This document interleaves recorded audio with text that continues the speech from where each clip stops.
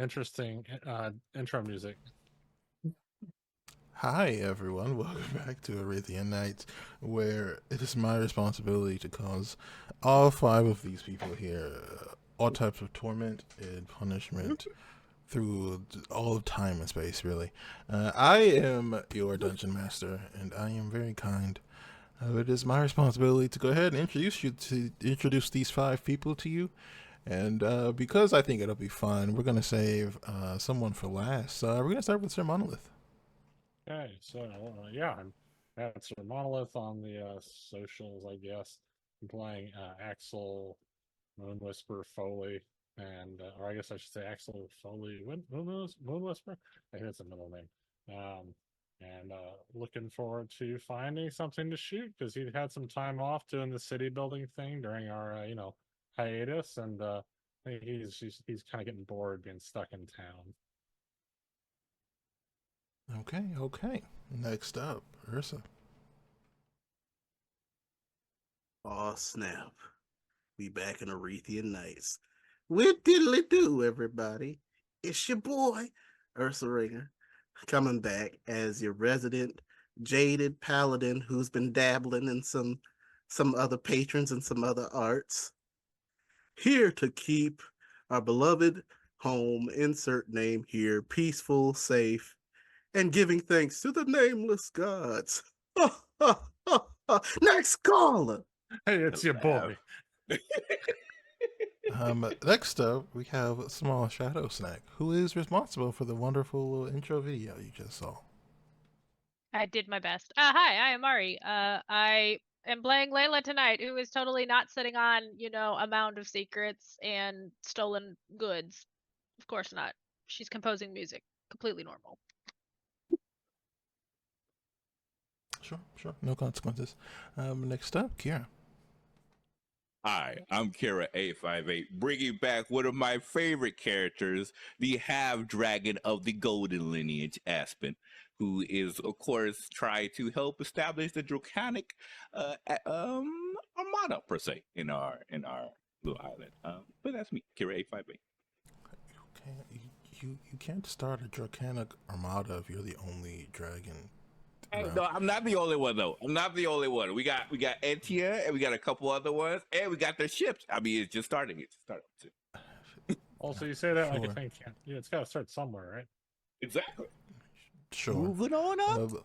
Last but certainly not least, Glyza. Hey, I am Glyza. My pronouns are they, he, she if you're nasty, and I do a lot of stuff on the internet. Yeah, just find at classical Glyza all over the internet. Today I will be playing Dewdrop, and Dewdrop's whole purpose in life is to make life hard for Ree specifically, RGM. Whatever is going to make Ree's life difficult. That is the choice that Dewdrop has made. Uh for this. Thank you. That is all. Hi. I'm glad to be back. Praise Jeebus. All right. So, without further ado, we rejoin our party of adventurers as they have settled into a relatively calm life on their, as of now, unnamed island. The five of them has managed to gather a motley group of people under their umbrella, some of which are former seamen, some are former wild animals, and others are varying different types of creatures. The last year has been rather peaceful for you all. Your keep, your castle has been built up and is mostly functional. So, as we begin our new day, I ask the five of you, what would you like to do? Um, You want to if that's start with? okay. Oh, you got it. I would love to start with Regan and I being in our church of the nameless ones. Absolutely. Sweet. We're all together and we're standing in front of our 24 people who have now chosen to follow the nameless ones and is here to sort of like listen to a sermon about the nameless ones, and we went through talking about how our purpose to serve gods is to make sure every single one of them is found and named, and that is our goal. You know, that is why our church is called the Nameless Ones. We find them and we name them, and they're no longer nameless. So that is we do not want any god unnamed. So yes, that is that we're preaching this message so that, you know, and after collections, you gotta have some money for the church. Uh Dewdrop will look at Regan and be like, Regan, would you give our final blessings to send them off their way? While I count the money that they gave us and put them in the treasury. It would be an honor. Perfect. And then I bring the money and put it in our special safe treasury box. Be blessed, all those in attendance. And be sure to once again let Brother Tallahassee know your appreciation, for he has built our monument to the nameless gods. Oh, I wish I could make sure. You know what? Screw it. Let's give Tallahassee a hand clap.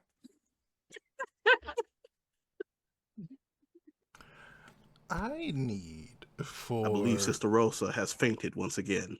I must go bless her. I need for one of you to make me either a religion check or a persuasion check. I will do persuasion if you wish. Let me see my religion check.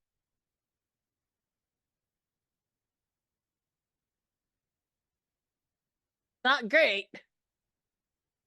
I'm confident on the persuasion. I'm confident. Then you can do it. Okay. Roll 20. Don't fail me now. Oh no, that's why I didn't want you to do 24. it. All right, I guess I'll be fine. This is as you all are giving a, let's say, very interesting sermon.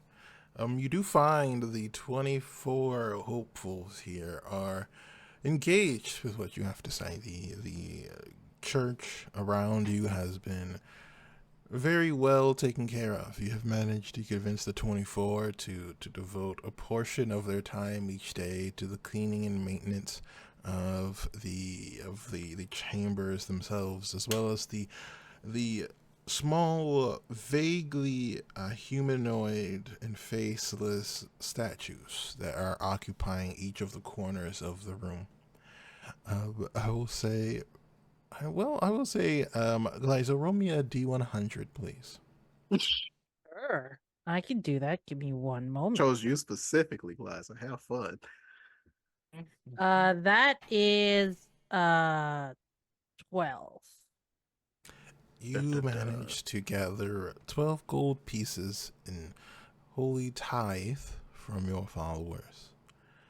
As you all are finishing up your religious sermon, a few of the more devout people have gathered in a bit of an unofficial clerical wear for the Church of the Nameless Gods, which is mainly a kind of a black and white robe set with a very long black wooden it's clearly meant to be a mace-like thing with a censer at the end, but it is much closer to a fishing pole that has kind of a metal sphere at the end. It has a dull kind of flame going inside of it. And now they are burning a very nice incense that kind of smells a bit like citrus. As they are leaving, they begin an unofficial prayer to the nameless gods, the prayer to the unknown number, and they begin to slowly exit the prayer room you all have managed to build for yourselves. I'm so happy that people understand this message, Dewdrop. Me We're too. finally getting They through to also gave them. us 12 coins just to use for the, the outreach that we will need to continually make in regards to the nameless gods. But I am confident that they are understanding our message and the needs of naming our gods, is being met. Did you hear one of our members, uh Sister Cthulhu, was Sister saying, Cthulhu? Wait. Yeah. You absolutely Sister, cannot. You she doesn't cannot want name a to be person remembered Cthulhu. by her full name is Sister Tuli. Oh. But her full name is Cthulhu. Sorry, Showtime Demon. I saw your comment and I was trying to struggle with a name. Her name is Sister Cthulhu. Now that's her It's full name. happening now. I will make a note Sister of Tuli. this decision. She said that she is interested in, she is looking for this certain name for a god that she thinks exists. Has she mentioned that to you at all? No, I can't say that she has, but if you believe this is worth investigating, Dewdrop, then we must make time to see Sister Thule. Absolutely. I feel like we want to, give them the tools. So it's not just us naming the gods. They can name the gods that they find and bring it to us. Of course, there are countless of nameless gods. Who are we to decide that this god that they've decided to name is not a real god? Who are we to decide that when they have made their presence known to Sister Thule? So I would like to investigate the situation and also give her the tools to expand our church. We should use some of that 12 gold to reinvest. Perhaps give people some extra blankets for the cold. How about like 2 coins for that? We have to build our church bigger. Well, Dewdrop, A two I gold blanket is really good. I don't know how many blankets we can get with 2 gold, Dewdrop, but Mm. you normally do the accounting, so if you think we can get enough blankets with That's 2 enough. gold, Two gold is enough for blankets. are you sure? I'm Remember pretty when sure we gold is went shopping in the pretty. city It's, and I we will I bought will go look for $2 gold. No, not $2, 2 gold. Dollar is what we called it in Minnesota, where I'm from. 2 gold. I'll look for something that's 2 gold. Oh, for a second there, I thought you were talking about Brother Dollar. I didn't know Oh, Brother Dollar I was a no, tailor. no, no. Dollars is what we called it in Minnesota, where I'm from. Obviously. Oh, learn something new every day about this Minnesota. I love to share about Minnesota to anyone willing to listen. It's just south of Canada, my favorite land of all.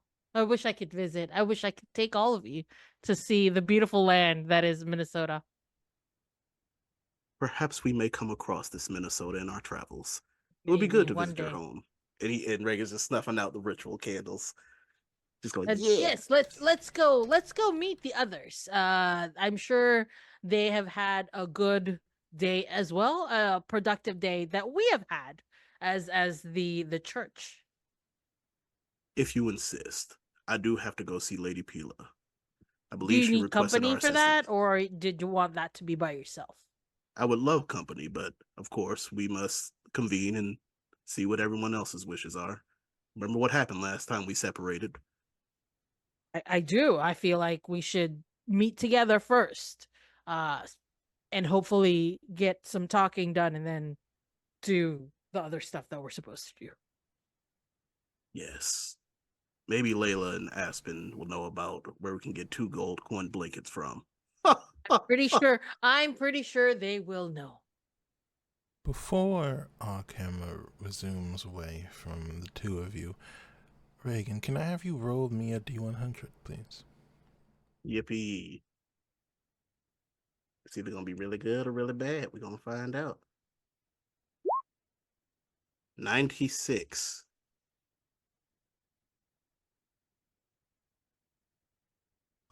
Noted. All right. And with that small glimpse of our very religious individuals. Our camera takes a moment to unfocus before joining Aspen. Aspen, what are you doing at the moment? So Aspen would be essentially looking after the items that we receive from the draconic, you know, continent that we've been interacting with. And as was foretold, we received a large donation of food supplies and other content to go for the year. So due to it being coming from his, his birth nation, his home nation, he takes extra care in making sure that these resources are dialed out in the extraneous care. So yeah, that's what he's currently doing. All right. The goods have been left in a very large, effectively, it is a very large shed that has been kind of magically tempered to be able to maintain the food stuff without letting it spoil. It's a relatively common form of draconic magic that I would say Aspen has seen in action a few times. And as you see, the food itself is divided up amongst vegetables, fruits, meats, things like that. Things that would stay well while also guaranteeing a minimum standard of nutrition, we'll say. And as you're standing here, there are no guards or anything standing out front. We'll say it's roughly early morning to mid-afternoon now. Is there anything you'd like to do? After reviewing, making sure all of the items are accounted for, I think his next plan of action would be to look out for Etia to see if we could be able to perhaps further establish your plans with the Draconic Empire. Further develop the bond, perhaps establish an embassy on both sides of the spectrum, so forth and so on. All right. It is pretty easy for you to find where she is within your castle. There's a small storeroom that has been kind of converted into not quite an office, not quite an embassy, more of a meeting area, you could say. And you find her seated inside wearing what looks to be a very nice black and green dress. Is almost, I would say, you'd recognize it as being made from the skin of a kind of a plant-like creature that is relatively common to your home. And as she sees you come in, you can see the kind of silver dragon scales that make up her hair, almost glittering in the sunlight. And she looks up at you. Aspen, I hope things are going well. Indeed, it is. It's good to see you. You're looking relatively dashy today. I'm enjoying the dress. I am glad to find that it is pleasing. There was an issue that I would like to make you aware of. I've been told that some people have been a bit aggressive with the, let's say, religious iconography recently. Officially, you all don't recognize any pantheon as being more so or lesser than the others, but the vessel, as you know, we are followers of Baal, and I'm worried that there may be some more aggressive problems soon. In what way? Aggressive it also. Some of the people have told me there's been a bit of prestidigitation that has created a rather simple but clear mural where there's a pantheon of what looks to be cloaked, vaguely humanoid figures above this holy symbol for Baal. I have taken care of having it removed, so there's no issue. Insofar, it has not really escalated beyond the occasional murmured word here or there. But some people have told me that they are a bit concerned. I see. So they're defacing the iconography with. Oh, very peculiar. Well, I will definitely investigate this because we could definitely not allow this in our area. All religions, of course, will be accepted, and to try to push one over the other, that was never the original premise of the island. So I will definitely take a look. Actually, I will talk to someone I know who may be able to assist with this. Of course. Was there anything else I could do for you? Yes. I would like to pursue a stronger ties with the Draconic Empire. We are very thankful for the items that they donated to help us establish our island, our upcoming kingdom of sorts. And I believe there is much to be gained in both lands by establishing stronger connections between us. So I was wondering if you would be willing, not currently at the moment, but when you have time, to head back to the Draconic Empire and see in what ways would they be interested in establishing stronger ties between us. Roll me a persuasion check. Okay. Now here's the question. She is technically half dragon, correct? And Yes. I get advantage on talking to individuals who are draconic, due to be a draconic sorcerer. So does that mean I would get advantage on this persuasion? Because she's half. Yeah. Okay. Cool. Da-da-da-da. Perfect. That's already gonna be good. That's a 14 plus. Oh, 2 14s. Wow. Okay. So 14 plus 21.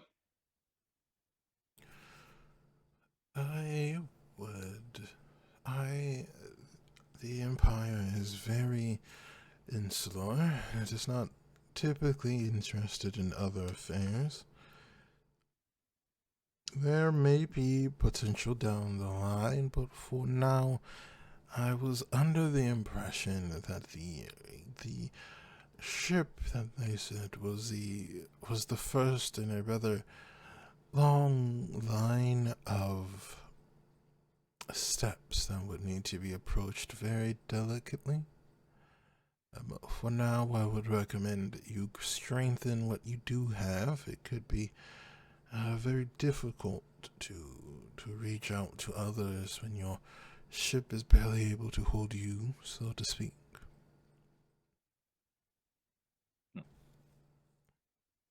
Your recommendation is to hold off on establishing ties until content is firmly established here. Yes.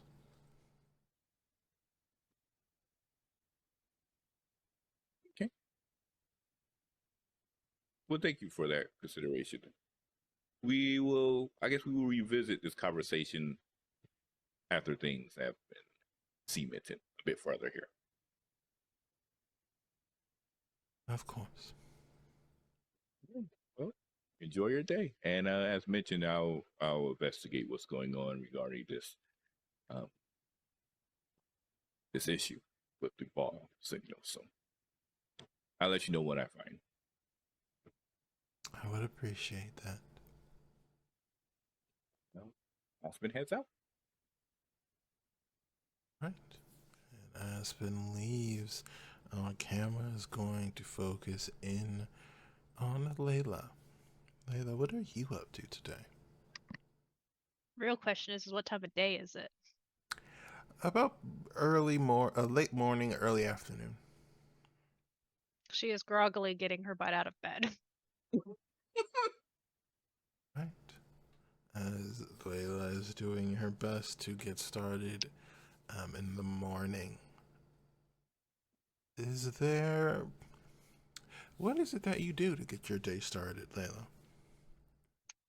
She, because nobody's in here, inelegantly falls out of bed, lays on the floor for approximately 2 minutes, just contemplating her life and debating getting right back into bed, but realizes that she's wasted enough time by being in bed that she needs to get up, get herself dressed, and go compose some more music. All right. As you so eloquently get yourself prepared, you begin your composing. Make me a performance roll to see how it goes. Ooh, something I'm really good at. Math. What is math?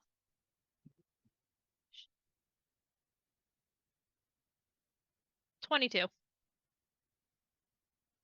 All right. You begin work on your song and you feel you are making progress. And as you are kind of getting into the mood, the drive of creation, you hear a second instrument join your solo.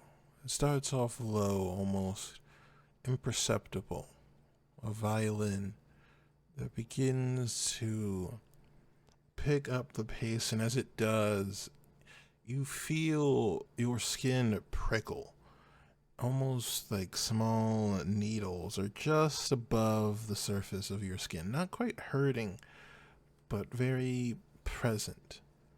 And then a murderous air almost fills the room. It almost makes it seem like the room around you is not a room, a battlefield that is just the threshold of outright battle, of outright violence.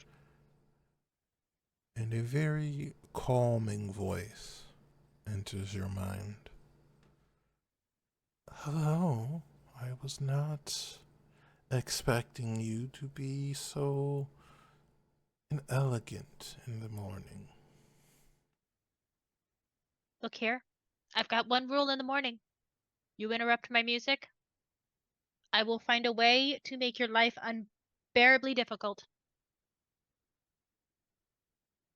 You are very interesting. And you see the space in front of you. The air almost shimmers as if it has been a heat mirage. And a very beautiful, dark-skinned man steps out of seemingly nowhere. You see a very gnarly dagger kind of just lazily spinning in the palm of his hand. Oh, there's been so much peace. Are you sure you're okay with that? Yes, one can make money in peace. One cannot make money with war. Unless, of course, Oh, you are a warlord. Which that's not my job. There are lots of ways to make money with war, and many more to make with murder. Look here. Are you here to try and get me to unprovokedly stab someone? Because currently I am rather perturbed that you are interrupting my music block. It is music time, not talking time. You have to wait another hour for talking time. As much as I would like to convince you to kill someone, I have a feeling that you will have little choice soon enough. No, I've come to throw a proverbial dagger, so to speak. There is a danger that is approaching you and your friends soon.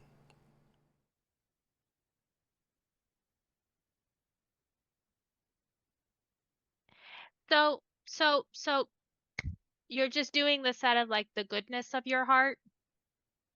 No. I want to see what you'll do. Will you take actions to prevent the danger from happening? So many murders are done in the name of prevention, Will you let it happen and watch the people you care about die? Does the You seek person revenge? deserve it? Well, everyone deserves to die at some point into someone. There are so many ledgers filled with the names of holy and unholy men that it would make the seas and oceans of the world run red forever. Okay, so are you just gonna come here, drop that cryptic nonsense, and then disappear again? Most likely. Okay, well you are taking up my valuable music time. Scoot. She's gonna like poke at him with her lute.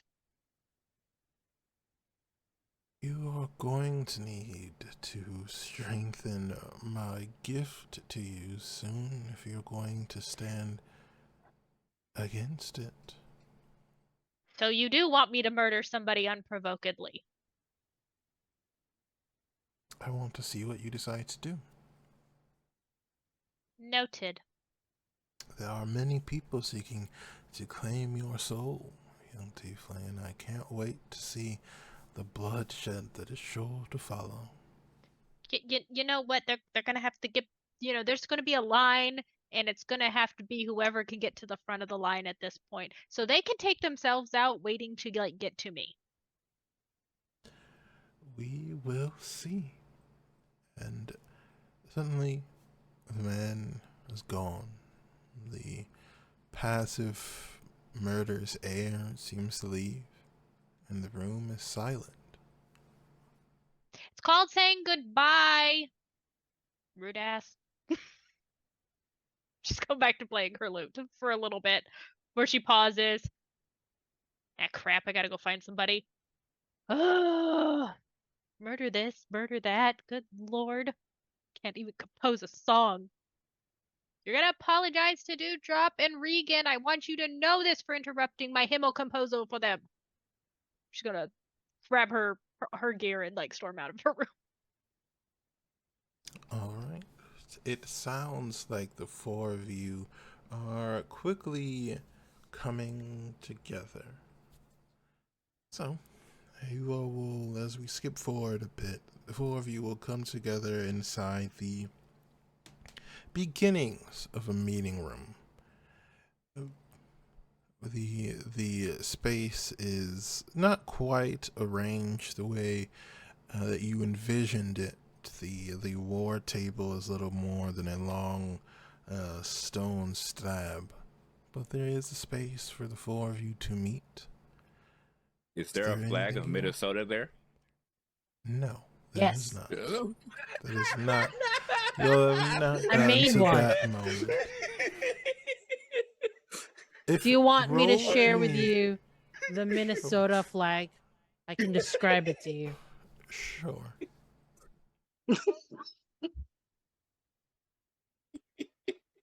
It is basically it says Minnesota on it. It just says- 1858. It, some French words, basically blue.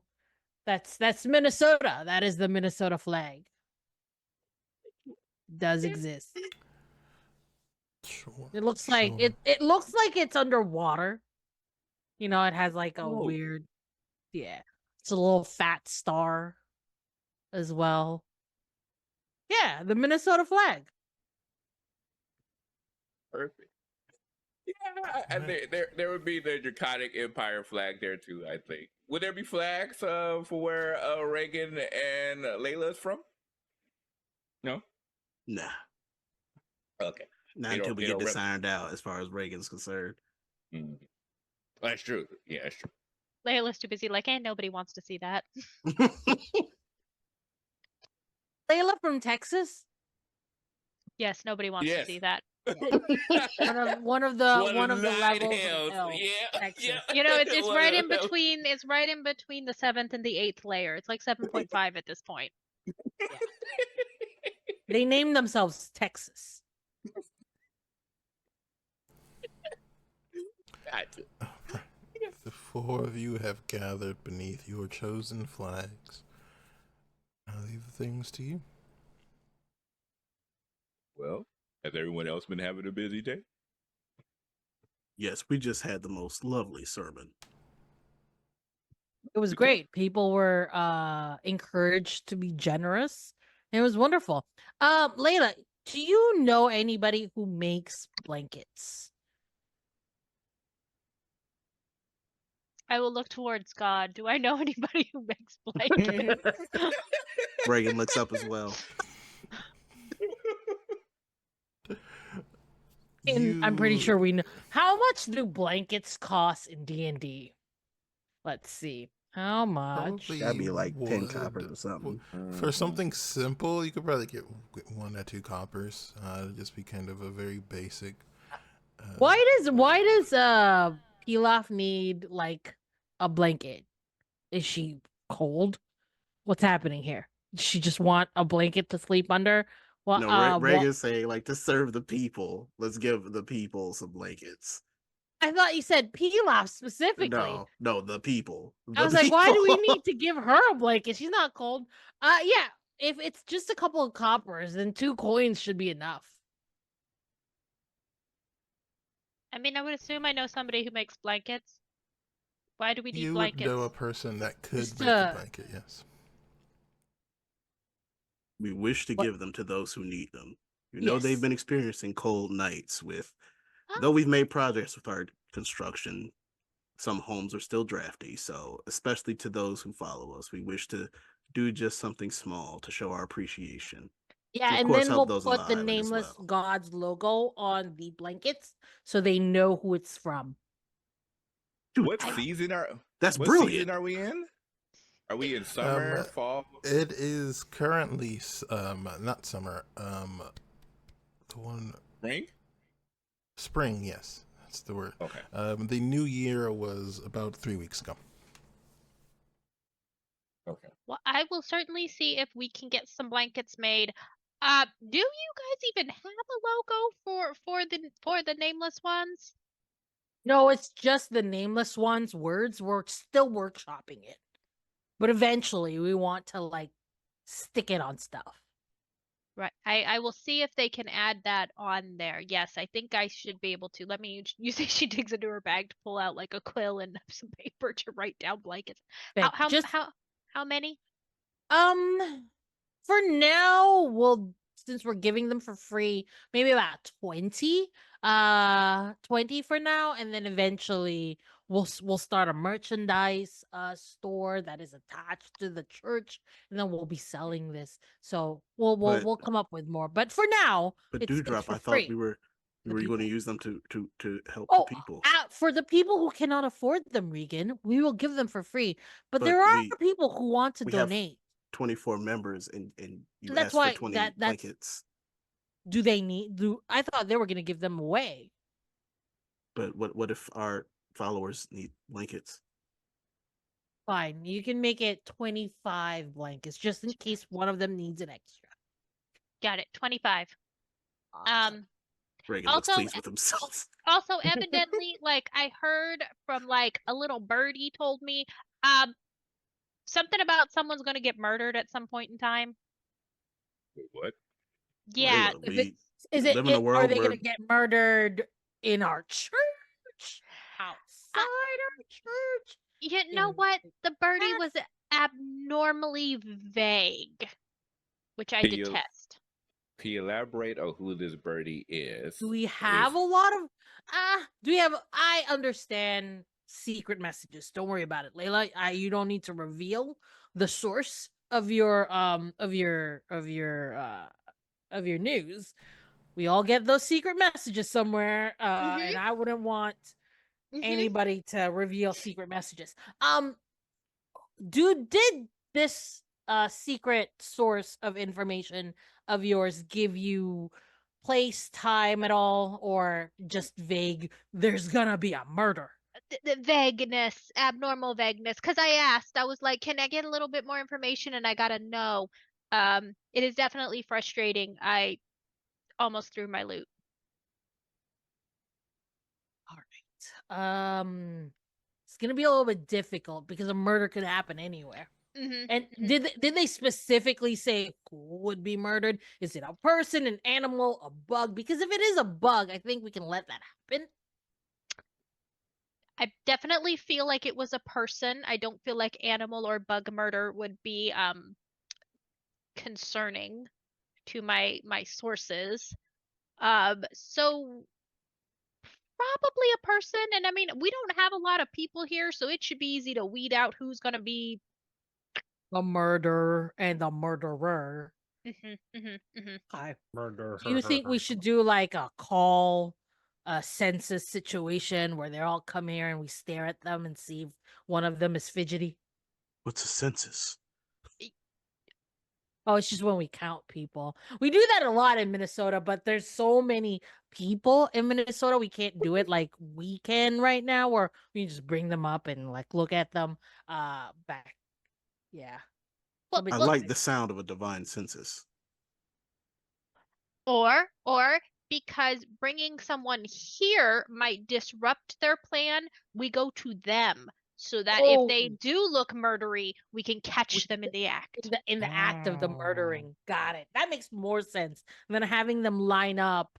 Like next to each other and say, "Hey, you number 1, come forward." And maybe your secret source would be like, "Look, does this look like a murderer?"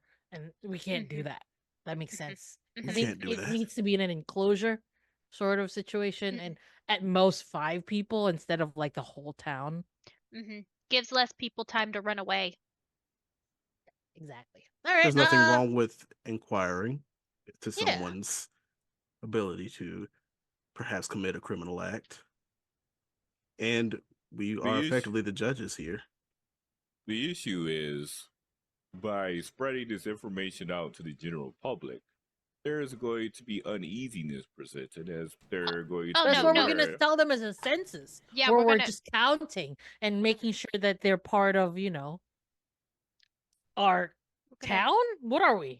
Yeah, Castle? yeah. Settlement? But we're just gonna do a population count, like how many A people we got. population check. Mhm. And then we can have like It's more than written 25. down. We can have it written down, who their names and stuff and their religious affiliations. And if they put independent, then it's just untapped people that we can reach out, right, Regan? Perfect. The census is amazing. We should just do censuses all the Dewdrop, time.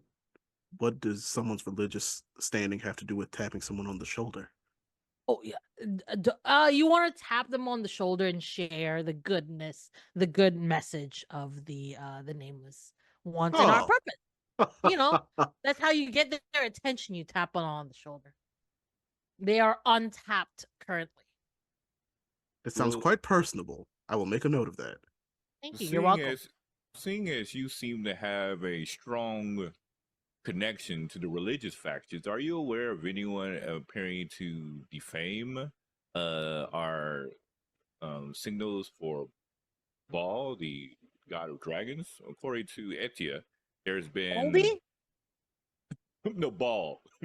Oh, okay. Sorry. Unfortunately, if it's a god that already has a name, we don't really particularly pay attention to them unless it's Regan's, Reagan will be keeping specific. track. Yeah. Regan will be keeping track, but I personally don't care. If you have a name, we don't, you already got what you needed from us. So, can't help you, so we don't really pay attention to them. I Um, see. So you haven't seen but Reagan anyone would doing like any to type of painting or go anything for history on. or religion on that. See if he's been keeping up on tabs. Would you allow We it, can Game roll a Master? history check. We can roll a history check. Yay, you would pick history. yeah, Dewdrop is here for church administration and does not do a lot of like theology. Okay, come here, history. Yay. Oh, Oh, wow. 20. I quit. Oh, It's a We're new running day. this church like a business. It's a new What? day. What is happening? So with the natural 20, you are not aware of anyone specifically who's done anything. You do know that the followers you have managed to gather are incredibly devoted to your cause. The 24 have formed a bit of an enclave amongst themselves. You've noticed the first noticed it with the creation of the garb, the robes, and censer. You've noticed that they have also taken to placing not quite a symbol of your religion, as your religion currently has no symbol, but the image of the cloaked figure has become very prominent, and several of them have taken to using that imagery and placing it on things, including Yippee. the rooms that where they live, and small places, tables and things where they usually meet or eat. You have not seen any evidence of them defacing any other religions, artifacts, or places, but you have noticed that they have become very insular amongst themselves. It's Tallahassee, one of them. Is it is encouraged by Dewdrop. Of course, make your own garb. Make your own. This is a free thinking, build your own religion. We're starting from the bottom. Soon we will be up here. Reagan's gonna actually start exercising some agency. His paladin is itching. Dewdrop. Just to clarify, what was the iconography that was seen on the symbols of Baal that was the face? Did she give the specifics of what they look like? Yes, she describes it as what looks to be a group of hooded, vaguely humanoid figures. Or humanoid figures. Okay, so yeah, they yeah, as I would say, according to Etia, it was a group of hooded, vaguely humanoid figures that was doing this sort of defacing. So I'm going to try to get down to the bottom of this and see, because we don't want any type of religion being defaced here on the island. So just wanted to see if you all may have seen any type of or heard of any type of wrongdoings perhaps being seen. Understood. Also, as a sidebar, if you make any of our followers evil, I will haunt you for the rest of your life. I mean, you should Thank probably vet your you should probably vet your followers really well then. If you make any of them evil, I will haunt you. Your religion is a group of 25 cloaked people sitting in a room discussing things. Oh, we got an extra person. Let's go. So, anyway, as you all are debating, I don't know what you're considering at the moment, actually. Our camera is going to focus in on Axel. Axel, what are you up to today? Well, Axel hasn't been up to a whole lot.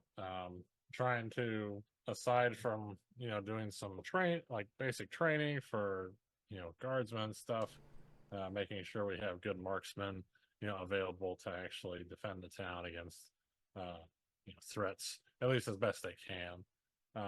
Because we don't know what to expect out here, right? Could be lots of wild monsters or creatures that could wander by and cause trouble. So aside from doing that, he would probably spend his spare time trying to do some exploring, looking for locations of interest out in the wild, without getting too directly involved in, like, say, trying to explore them by himself. And this morning, I'd say he probably wouldn't be doing too much different. He probably got up, did a little stretching, some target practice, and get ready to set out and go look for a place to potentially drag his friends for some trouble. Okay. As you have been, make me an intelligence check, please. Okay. He's like, I swear I have some form of intelligence. Hopefully. Allegedly. See here. Oh god. There's been so many. Oh, let's scroll me back to the beginning of our chat. Well, I rolled an intelligence save. That's not the right thing.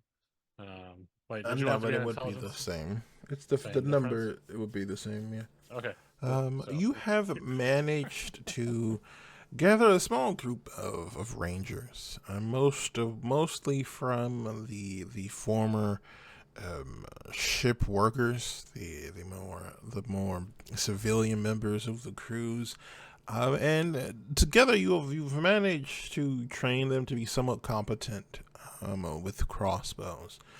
Unfortunately, your attempts with proper bows have not been anywhere near as fruitful. And as you are considering what you should do, one of your basic rangers, a halfling, a man with kind of the beginnings of a stubble, makes his way over to you. Axel, we were out. We were keeping an eye on that cave entrance we found a few months back, and some of the others mentioned seeing something strange coming from inside. They described it as a person, but shadowy and two-dimensional. They did not pursue it once it stepped out of the cave, but they said they did not go any further than about the mouth of the entrance before going back. Um, do you want us to go further inside or to ignore it for now? I'm guessing it didn't step out into the daylight. No? No, it was under the cover of trees the entire time. Would I know what this particular creature is from experience, or you may roll a check for that? Roll a nature check.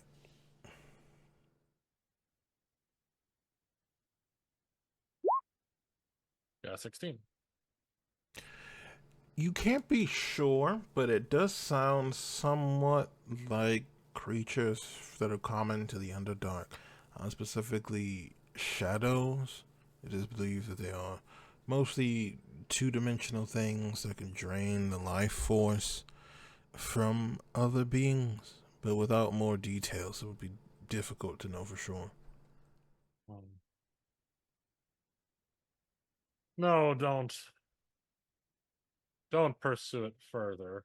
Keep an eye on the cave from a safe distance. The may be a dangerous creature beyond what you lot are prepared to handle. I don't need to have anybody dying unnecessarily. We don't have a lot of replacements around out here. All right, I will pass the word down. Do you want us to just stay away from the entrance or keep someone watching? Well, you don't necessarily need to stay. Well, I guess we can keep one person watching, from a safe distance. But try not to go in or near the entrance. You don't want to get caught out if it is the creature I think it may be, and make short work of you. All right, of course. I will pass the word on. Are you coming out to range with us, or should we put a hold on that as well? No, yes, it's a. What kind of a day is it? Is it nice out, nice and sunny out? Or is it kind of overcast or whatever? It's overcast. I'm a bit chilly in the air. What time of day is it? It's about late morning, early afternoon. Okay. Axel's gonna come out and take a deep breath. Smells the air.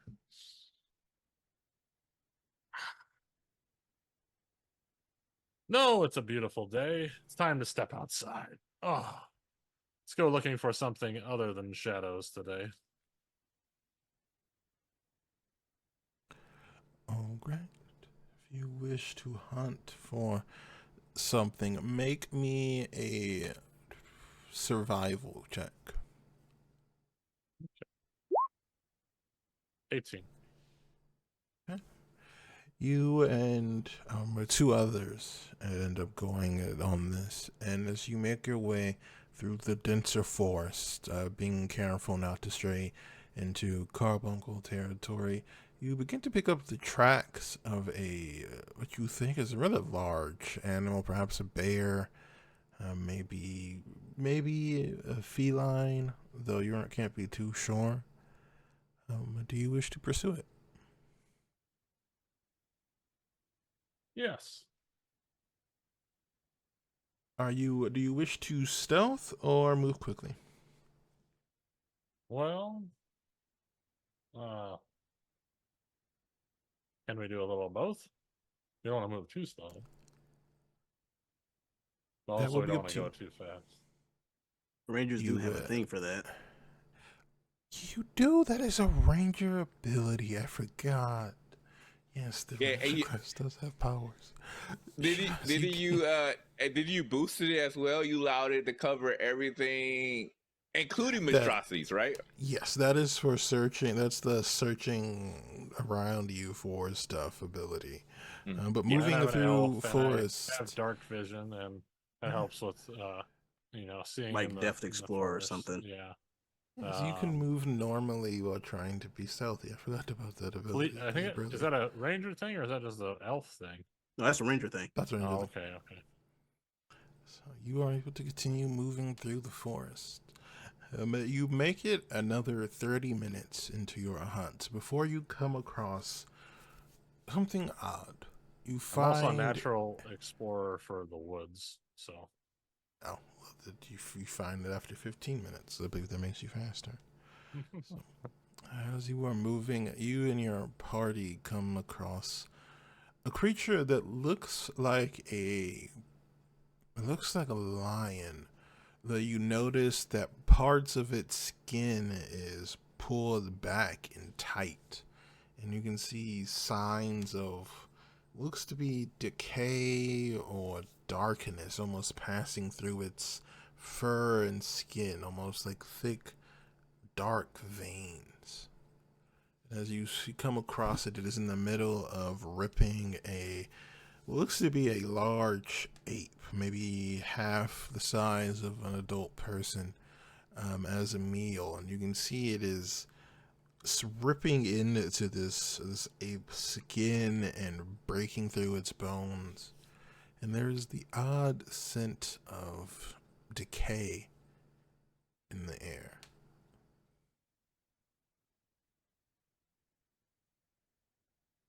Do you do? how big is it? It's about as large as a bear.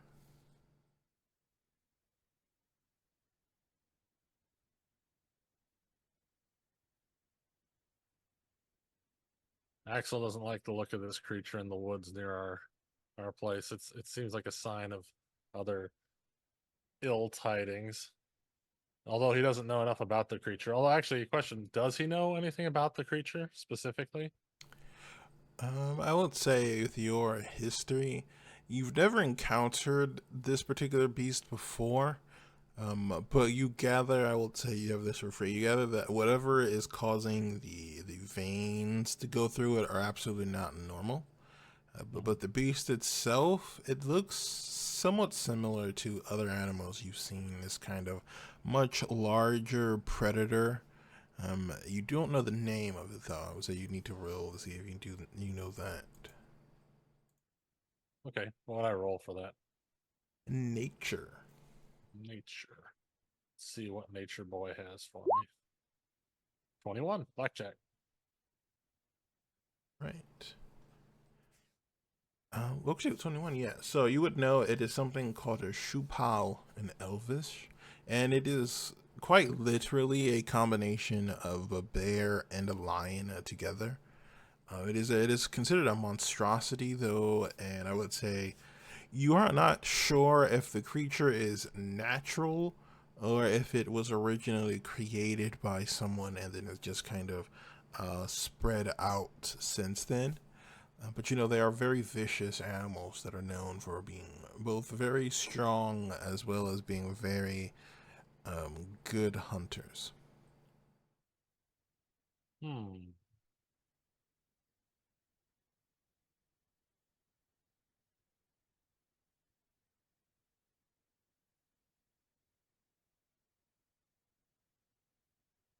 Well, it is busy.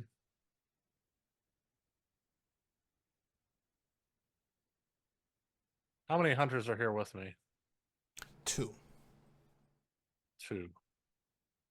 Hmm.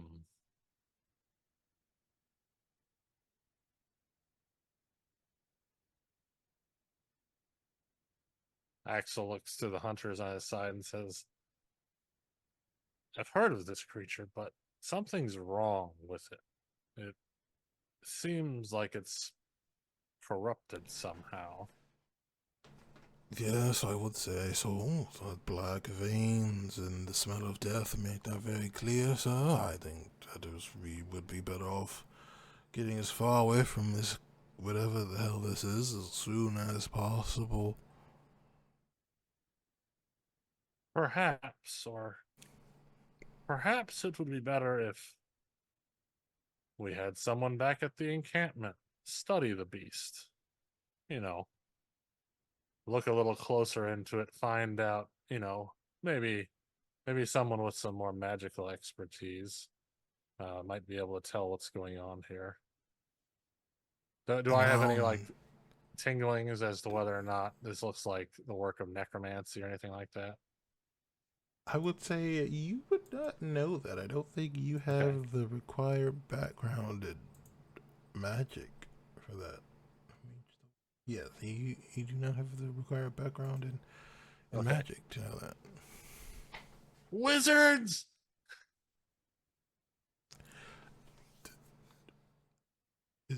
Close the door.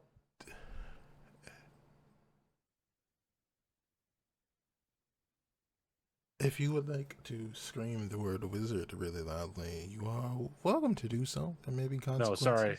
The people opening my door and asking me questions without bothering to know the word stop.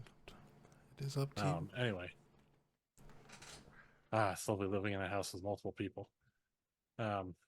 Yes, so no, we're not going to do that. What Axel's going to do is he's going to take aim, and he's going to tell how far away am I right now, would you say, from the creature?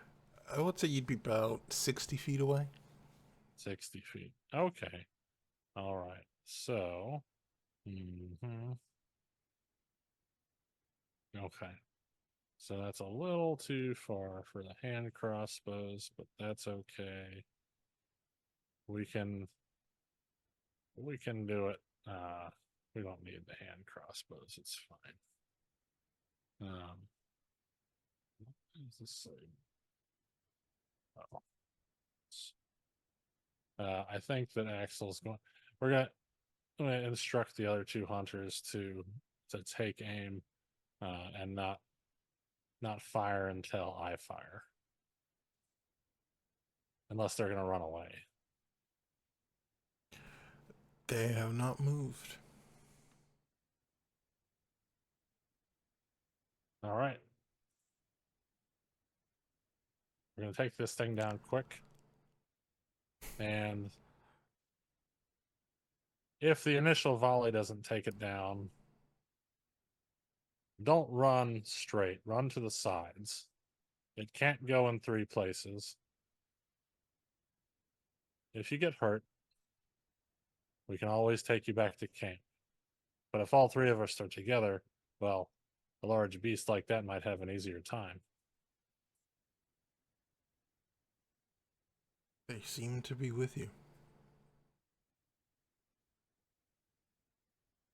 Okay, so go ahead and line up.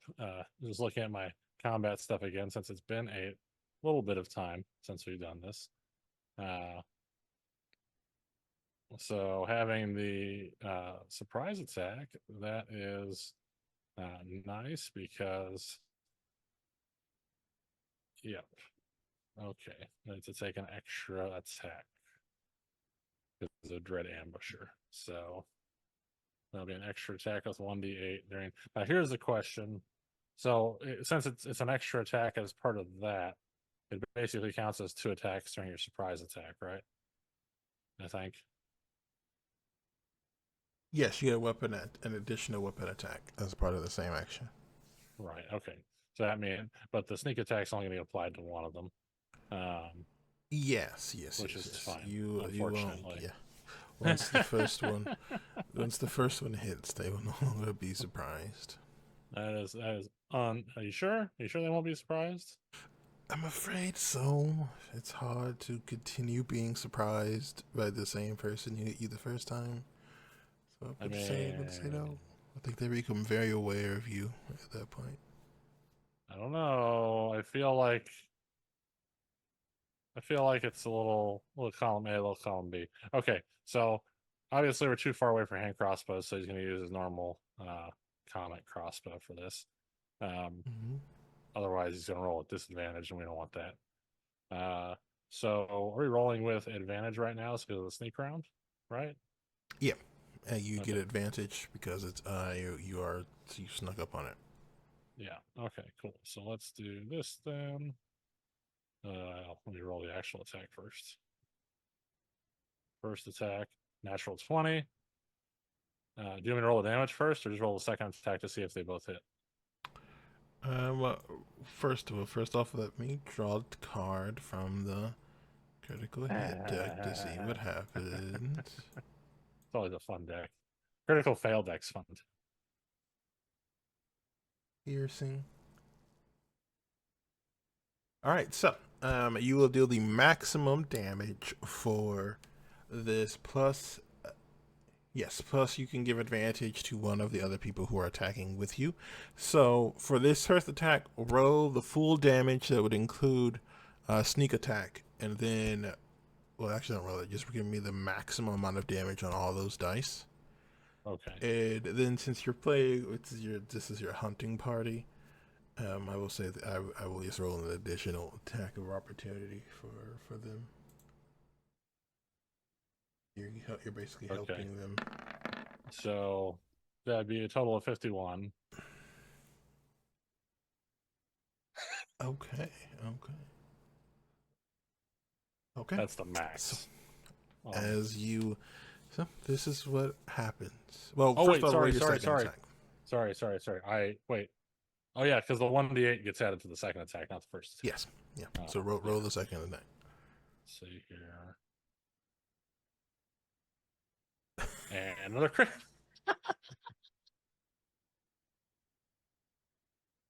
All right. Well, I guess I feel your pain, dog. I feel your pain. What I had intended to happen probably won't happen. I know your pain, dog. I know your roll pain. 20 is goosing me up. You know, so take the maximum damage for this, and then you have advantage on against this lion forward.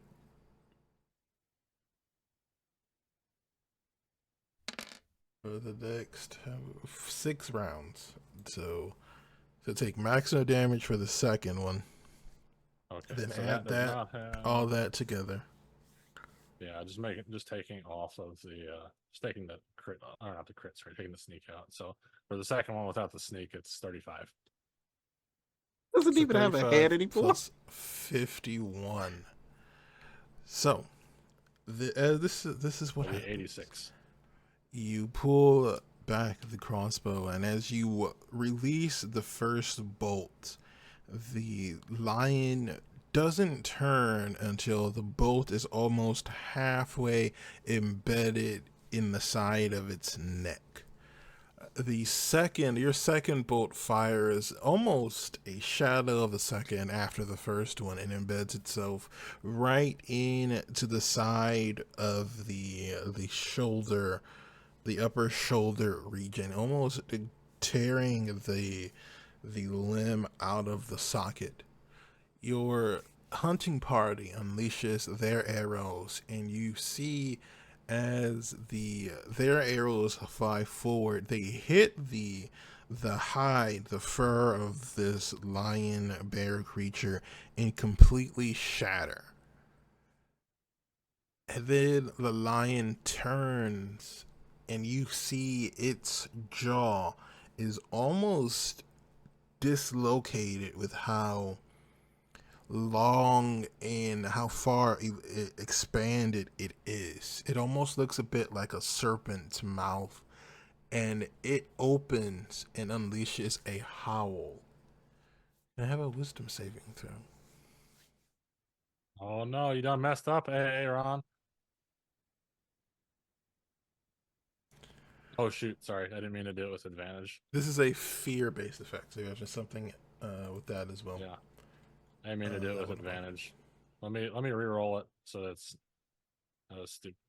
stupid clipper. Oh, this thing's so laggy. 13. For a moment, you could feel the dread, the fear of death sink in to your very being. And you see the lion begin to move towards you, but the arrow that you embedded into it is almost begun separating its neck from the rest of its body. And then the upper arm, that upper limb, is barely able to move. You are currently under the fear effect. However, your target is very, very hobbled, so its movement speed is seriously reduced as you dealt a considerable amount of damage. However, you get the feeling that your companions, since they are not using magical weapons, will be less than effective. Did they even fire yet? Yes, you saw their arrows go forward and smash themselves when they hit the beast's fur, but they did not. They did not. You see, they did not penetrate the skin. So, question about fear: does it make me immediately run the other direction? No, you will be at a disadvantage as long as it is within line of sight. It's disadvantage on attack rolls. What is the other one? Well, it's frightened. You can't move closer to it, and you have disadvantage on ability checks and attack rolls while within the line of sight of the thing you're afraid of. Okay. How did it just do that and not move, or did it also move? It is moving, but you can, based on the damage you've done, its movement speed is less than 10. Okay. How far away is it now?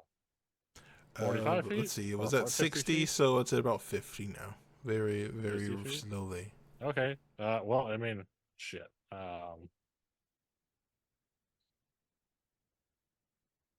Axel's gonna keep firing. Keep firing, assholes. Okay, sure. I don't know if there should be any Because kind of he's gonna morale penalty to I got calling them assholes, but it's fine.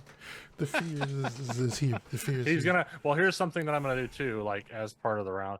I take my bonus action to cast Hunter's Mark on it. Okay, that is fine.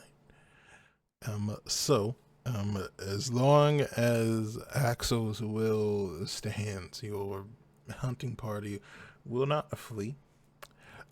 Because you gained advantage and then gained disadvantage, also you have to make your rolls straight up. So to spare us a long drawn out rolling of dice, though the way you're rolling right now might not be that long. Who knows? It was only the advantage. Like that was great. Um, but yeah, I mean that makes sense. Advantage should just cancel out disadvantage unless you have double advantage. I don't know how that would work. That'd be weird. But okay. So uh, yeah. No, Axel's just gonna. He's a little. He's probably trying to just appear like he's not shaken, even though he's having a little, even though he's a little ruffled that the creature took such grievous wounds, and is still like, oh, I don't give a fudge. I'm gonna keep coming, and you can't do nothing about it. So he's gonna fire off 2 more shots at the target with his Okay, first roll it stack, for and me. then extra. Yeah, roll it. We are gonna go ahead and let's see. Mm-mm-mm-mm. It's sad that we don't have advantage though, because that'd be extra damages. I am sorry, no advantage. I know. Well, I got Okay. 24. Does that count? Okay, it does hit. So to spare just will be kind of back and forth in dice rolls. I will say you are able to to defeat the creature. You've dealt more than enough damage on your first roll that you are able to take care of it.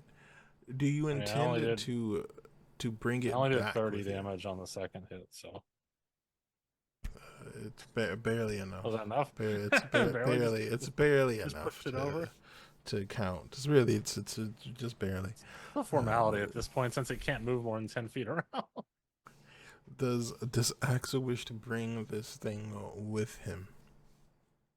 Yeah, Axel would like to take some rope, and tie it up, make a crude like gurney, basically, with some rope because we don't want to carry it.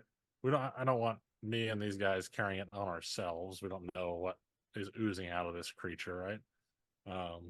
But we can make a crude gurney with some, sticks and some rope using survival skills, to haul it back. Okay. Even if we have to drag it back because it might be pretty heavy. Yes, it is quite heavy. I will say, with your survival skills, you can take care of that pretty easily. You manage to find some stout tree branches and kind of make a makeshift gurney from it.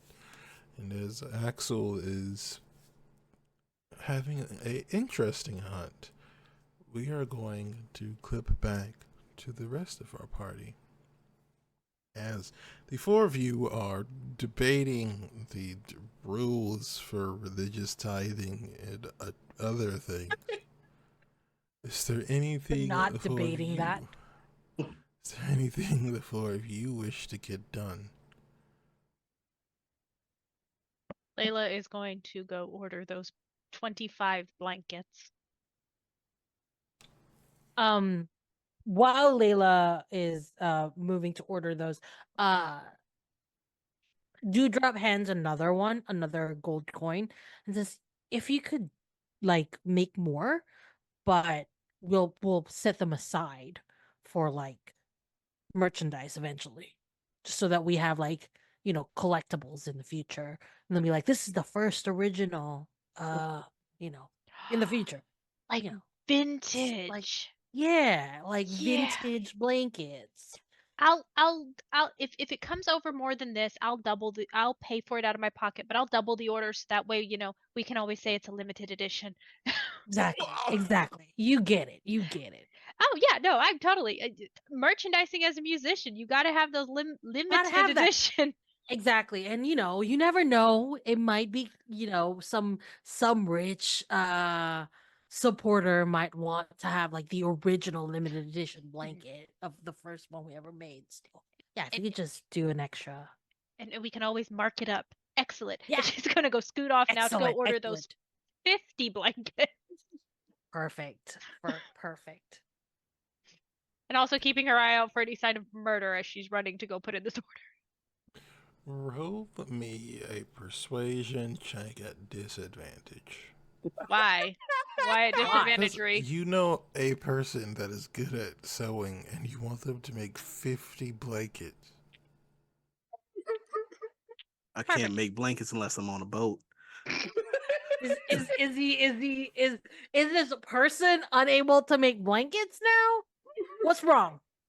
Having someone make you blankets, just not on a and boat. having them make you blankets at a commercial scale are very different things. Well, I rolled an 11. No, there's no limit. We're not asking them to make it tomorrow. Like, there's no deadline. It's make them as you can. Here's this. We're paying them in advance. It's not like we're paying them half and then another half. We're paying them in advance, and there's no deadline. How is this a bad business? Really thinking we out here doing unfair labor laws? Unfair. So the lowest I rolled was an 8, but I have a plus 13 in persuasion, so it's a 21 regardless. Let's go. Okay. So you want them to make 50 blankets, which would be, we'll say 2 coppers. So it's no rush. Take your time. We're not expecting it like at the end of the week, just whenever you have like the time to like work on these. She will hand them, I think Dewdrop gave her what, 3 gold? 3 gold. And she'll add another 5 from her own purse as like an incentive. Just kind of like, here. Hold on, let me do some quick maths.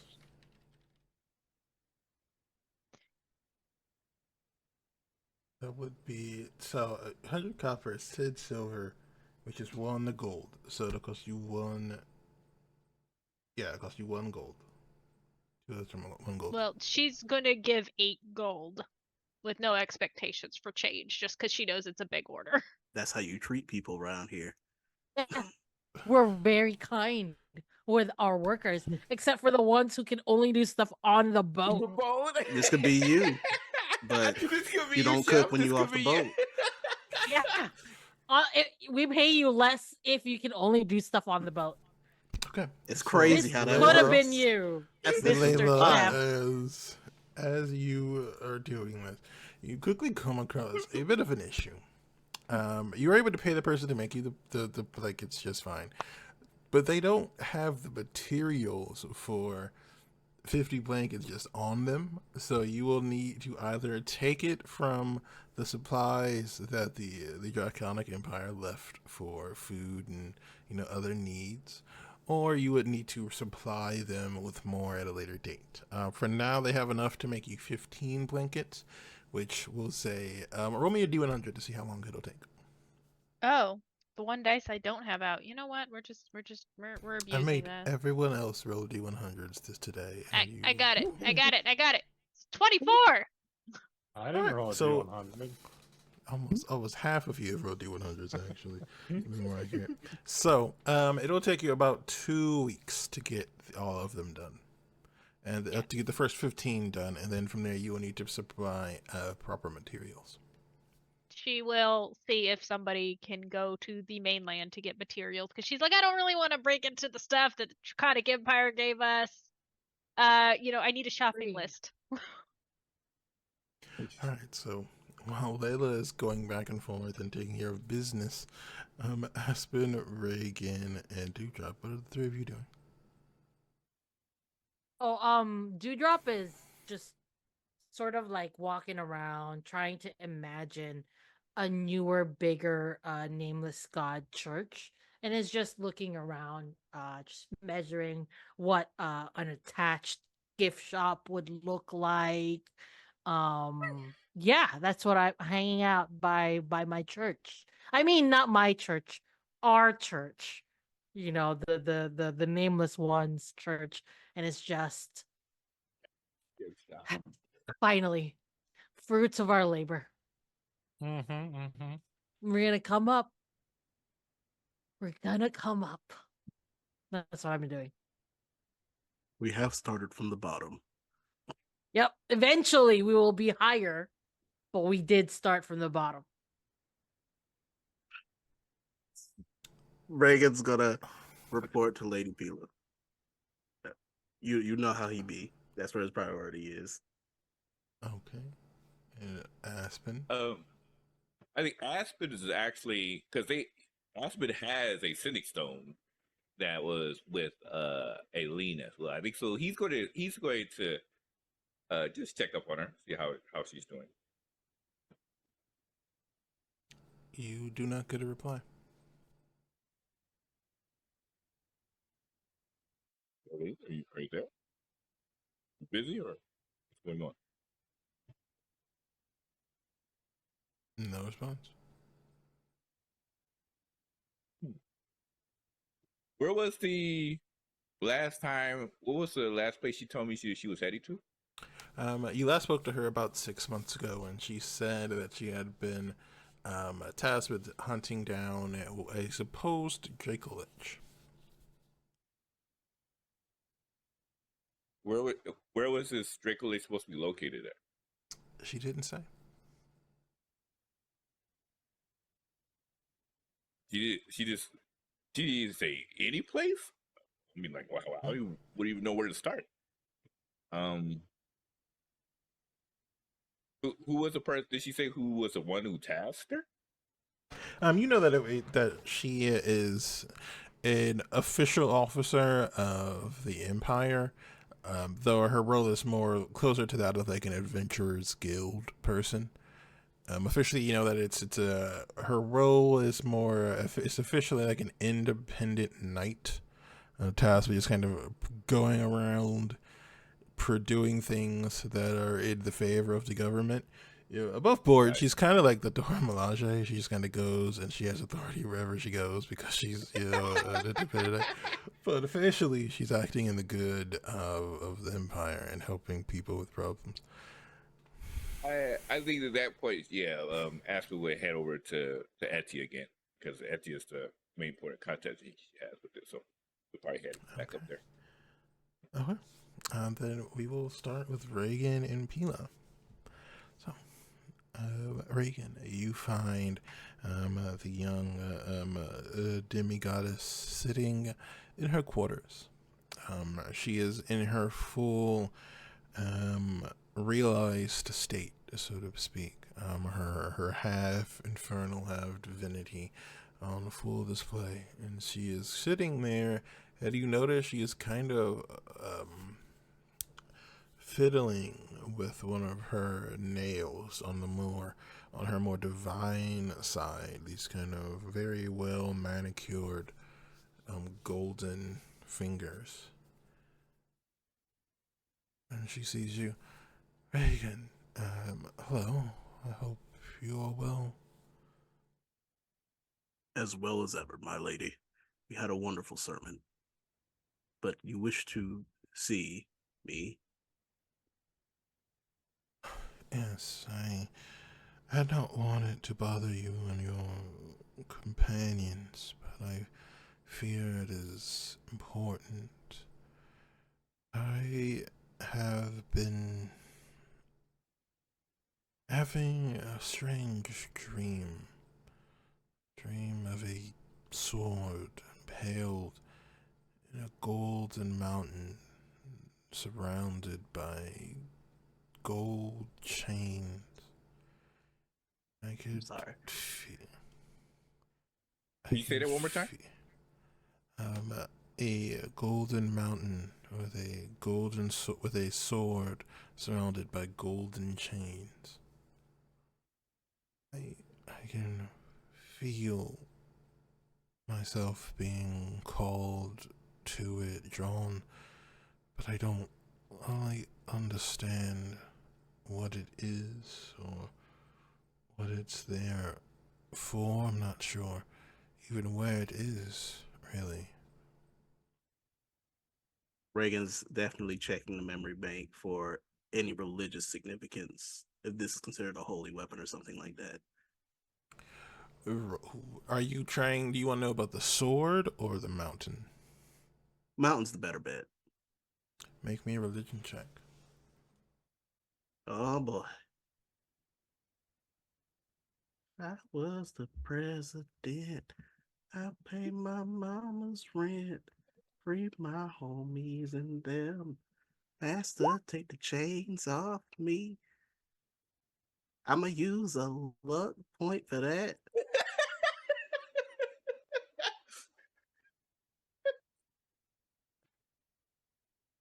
Talk about throwback. That's a throwback. Sure. I would recommend it. I shouldn't have used the luck point for that. Oh no. I'll keep the 12. Sounds like a mountain. A very nice mountain. Probably a very expensive mountain. Probably has some gold inside of it. You know, seems pretty normal to you. The Golden Mountain. I'm sure Aspen would be interested. Sounds like it may contain riches. My lady, you say you're drawn to it, but do you believe you are meant to have it, or do you believe you're being lured there? Perhaps for harm, or he's not smart enough for that word, or evil reasons. I can't be sure. I don't know. which is unusual. I can tell I've never been there, or at least I don't think I've ever been there. But I can't say for sure. I will be more than willing to confer with my friends, especially Axel and Aspen. They have a good talent for getting the lay of the land. This Golden Mountain doesn't ring a bell to me, but perhaps they would know. I would appreciate it. I do not intend to be a bother, but it would be useful to me. In this, I'm more than happy to serve you, my lady. Is there anything else you require of me? No, that is all. If you learn something, please let me know. Of course. Of course, Reagan will take the bow, take the knee, and back out of the room. All right, so it sounds like everyone is going in all different directions. So through the magic of time progression, we are going to skip forward a bit of time. In this time, I will tell Aspen, make me a intelligence check, please. Actually, you can make a history check. Okay. I think that might be the one intelligence skill I'm proficient in, I think. No, I'm proficient at cognitive. No, not history. Okay. It's a kind of let's see. Oh, 17. That is an 18. You go over the situation, and she tells you she does not know where she has gone. Paladins like her typically do not need to tell people what they're doing, and usually they do not. But she has agreed that she will reach out to some of the people she knows to see if they can reveal some knowledge based on rumors of dragons or Draco-liches. But you do gather, though, that she is likely within the continent. I would say you may not have known this when you were young, but for the most part, she would be given a particular area with which to reside and to watch. She would not be responsible for just kind of traveling wherever she wanted. And then from that, she has agreed to look into it. When you say area, you're referring to the Draconic Empire? Like she had an area that she would govern within it? Is that what you're No, on her, I guess you could say patrol, she would stick within a specific region. She would not just deal with any problems. There are others that would deal with specific areas and specific disciplines and types of threats. So you gather that the search radius is not quite anywhere. Okay, but she doesn't know what that region is. She says she will look into it. Okay. Aspen looks at the sitting stove very closely, grips it a bit tight, and then packs it back into his opponent pouch. We're heading back out. All right.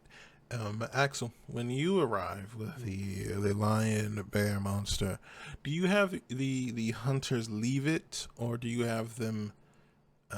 Where do you have them leave this carcass? Where would I'm assuming I would probably be aware of who I might be able to bring this to for potential research, or like where might be a good area for storage for this type of thing, given what we currently have. Obviously, I don't leave it on the ground outside, but also not in the middle of the town square. You know there is an area where the hunters deal with the skinning and preparing of meat and things like that. You know where you would leave it for that to be taken care of, though you gather it would be best to place it maybe a little to the side.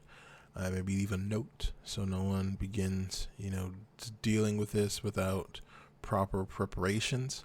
For the magical research, you do know there are a small group of people who, really a trio, who had been dealing with things alongside Dio for a while, though you don't know who they were specifically. So if you wanted to, you could leave word with someone to reach to find those people and have them take a look at it as well. Okay, I'll do that, and then I will go ahead and put it to the side of the hunter's prep area, pretty much as like far to the side as possible, so that and then of course leave a little nice sticky note on it. It says, um, you know, not for human consumption, something of that nature. You will A tell warning people sign. it is. reserved for what's the word here for the reserved for research and development, something like that. Sure, sure. You are able to leave it, and you are pretty sure that won't happen. So, in the instance of bringing the group together, you all will reconvene in your meeting area once we come back from our break. Since we are a bit later than I had intended, we will be back in. We'll be back in 18 minutes. So we'll be at the top of the hour to continue our adventure and to see just where all these threads are beginning to lead our party and see what they get themselves up to. Oh boy. All right. Hello, everyone. Welcome back to our Dungeons and Dragons adventure. We're just gonna go ahead and dive right back in, because I think the five of these people have some stuff they need to talk about. So you all have come together after each of you have encountered the issue of the day, and I ask you all, what would you like to do? We're all back together, you said? Yes. Well, I am having a side conversation with Regan about the differences between chaotic neutral, chaotic good, and chaotic evil. That's the conversation I have with Regan. So it's like people like we come into the camera and it's Dewdrop going, yeah. So there's a difference between like the chaos is there, but there's a difference between a chaotic neutral character and a chaotic neutral chaotic good character. You know that, right, Regan? You know the differences between the different, evil, neutral, good, right? Chaos does not like dictate that kind of thing. So that's a conversation. It's theology.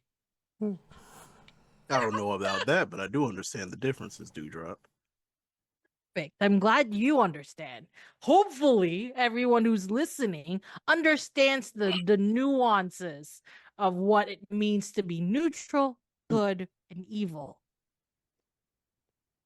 So, my blind sight has been extended to 30 feet. I was wondering, is there any invisible figure that is around Layla by chance? Somebody who may be watching from a distance, who may decide to appear or something along those lines. Does it look like nothing is around her area? Because she says sources, so I'm like, who could this possibly be? So Aspen is very curious. Yeah. You don't see anything. Okay. That's what you Okay. get, you snitch. Sorry. Okay. So Aspen takes notice of that. Notice that there isn't anybody around, and keeps to himself. Holding on to the city stone. Axel's gonna walk into towards the others. He's got his crossbow, he's got his two-handed crossbow just kind of resting on his shoulder over the back of behind his head. And he's, well, how's everyone else's morning been? I've had a nice brisk walk in the woods and found some interesting things. Oh, what kind of things? Interesting, Well, good, I hope. I guess it depends on how you define good.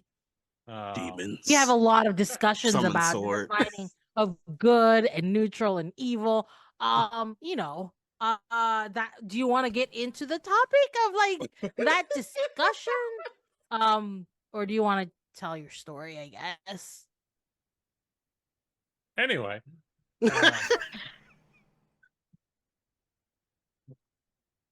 well, we were off in the woods, on a hunt. I was on a hunt with a couple of junior rangers here, and we found an interesting creature that looked to have been corrupted by some sort of foul magics.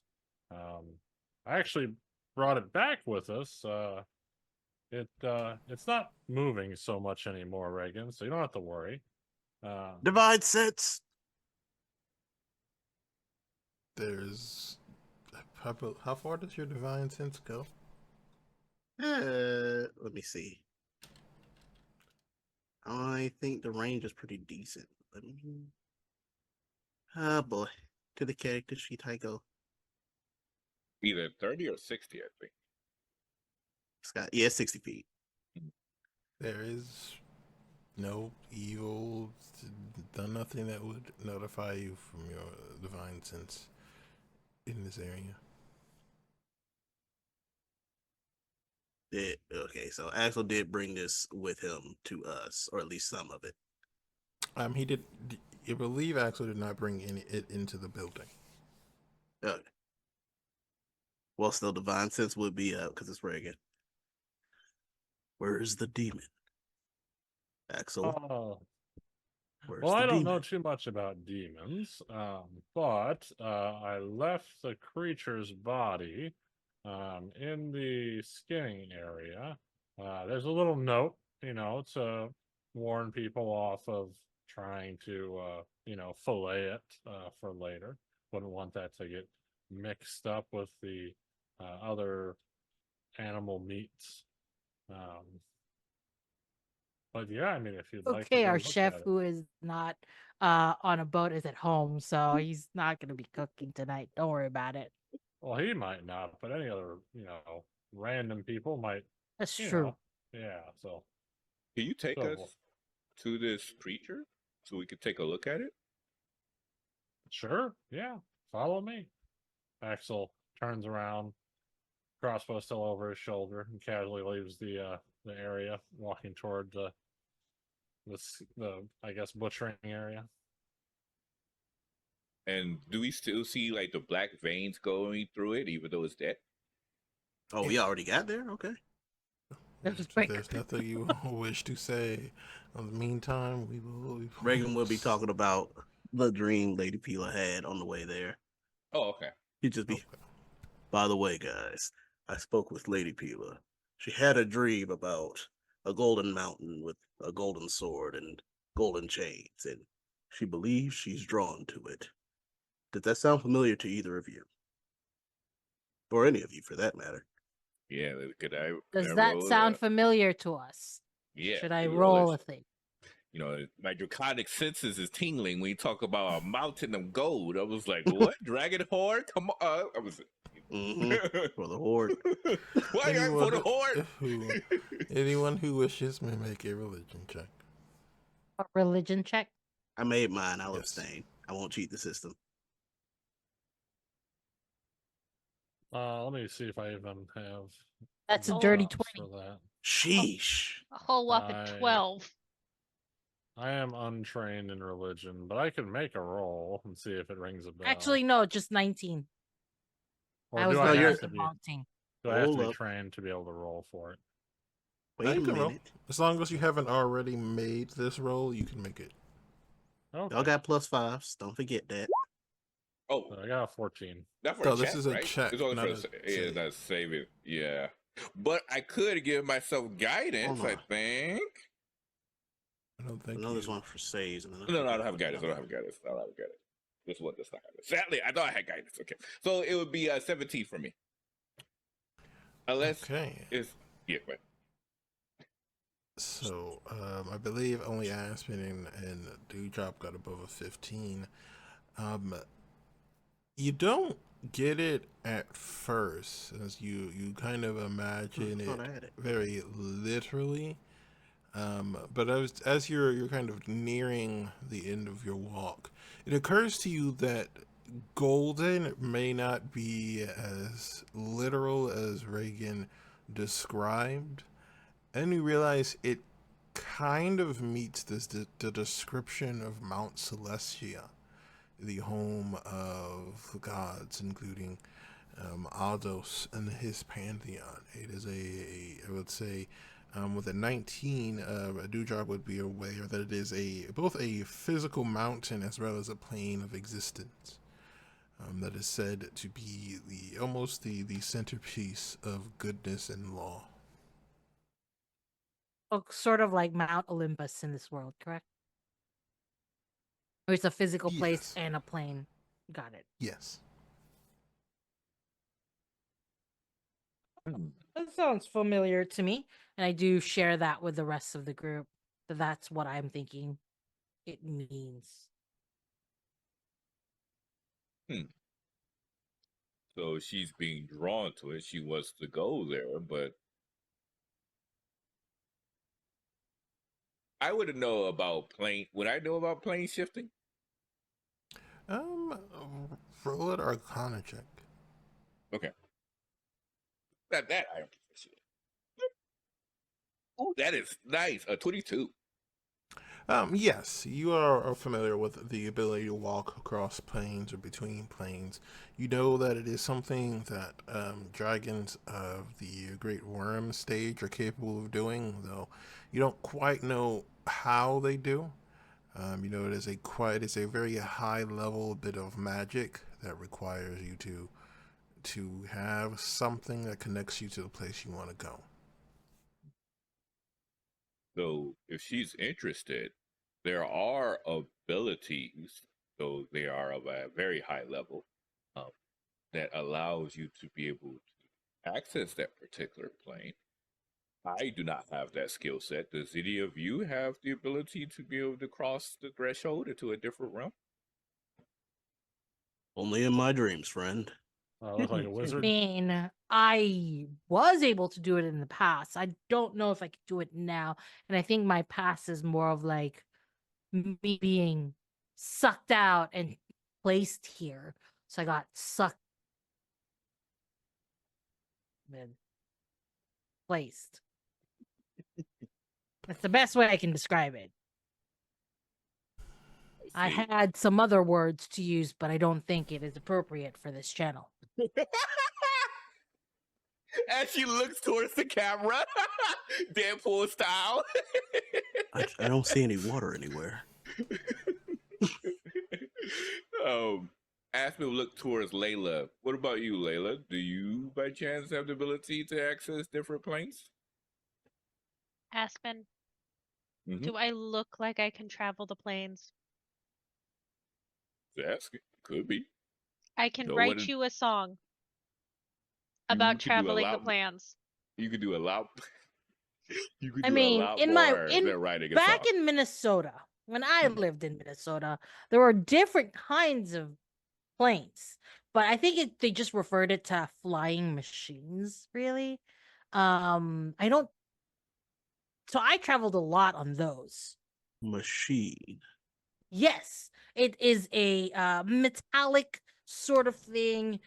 Not the most, not the fat. Well, it's pretty fast if you think about it. Much faster than taking a boat or walking or a car or trains. Do trains exist in this land?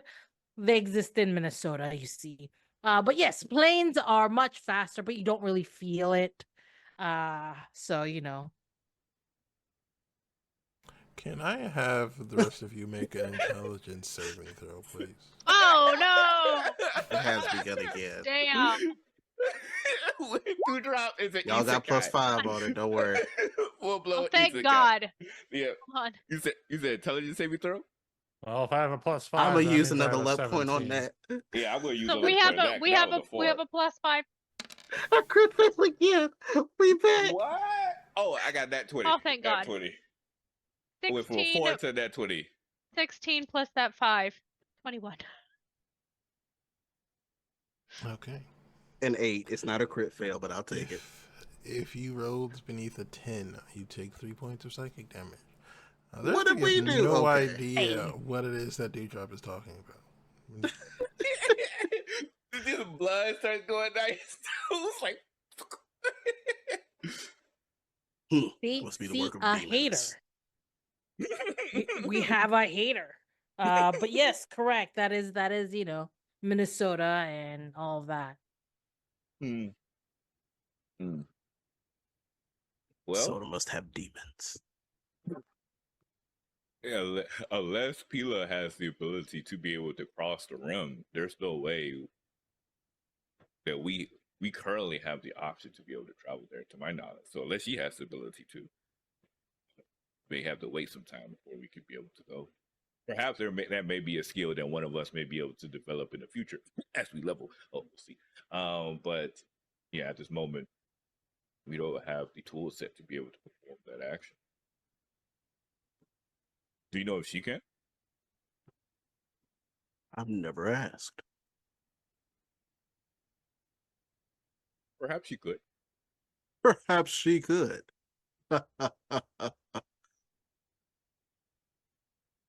Back on guard. So I guess we make our way to the room that where the big Oh, lion quick bear thing is question. at. Oh yeah, we're not actually to the room yet, so never mind. I lost track because we got sidetracked. I thought we were already there. We're going to leave. Oh no, we were headed down there with Yeah, we were on the way. With the way So- with Regatosa info. Slightly distracting conversation from unknown Dewdrop. Right. We dropped some knowledge. As you finish your conversation, you do arrive and you find the corpse is undisturbed, exactly where Axel left it. And we see the And- black veins. As I described. Fine Except for now, sensing there's a again. very, very large arrow stuck inside of it in 2 different places. Divine sense.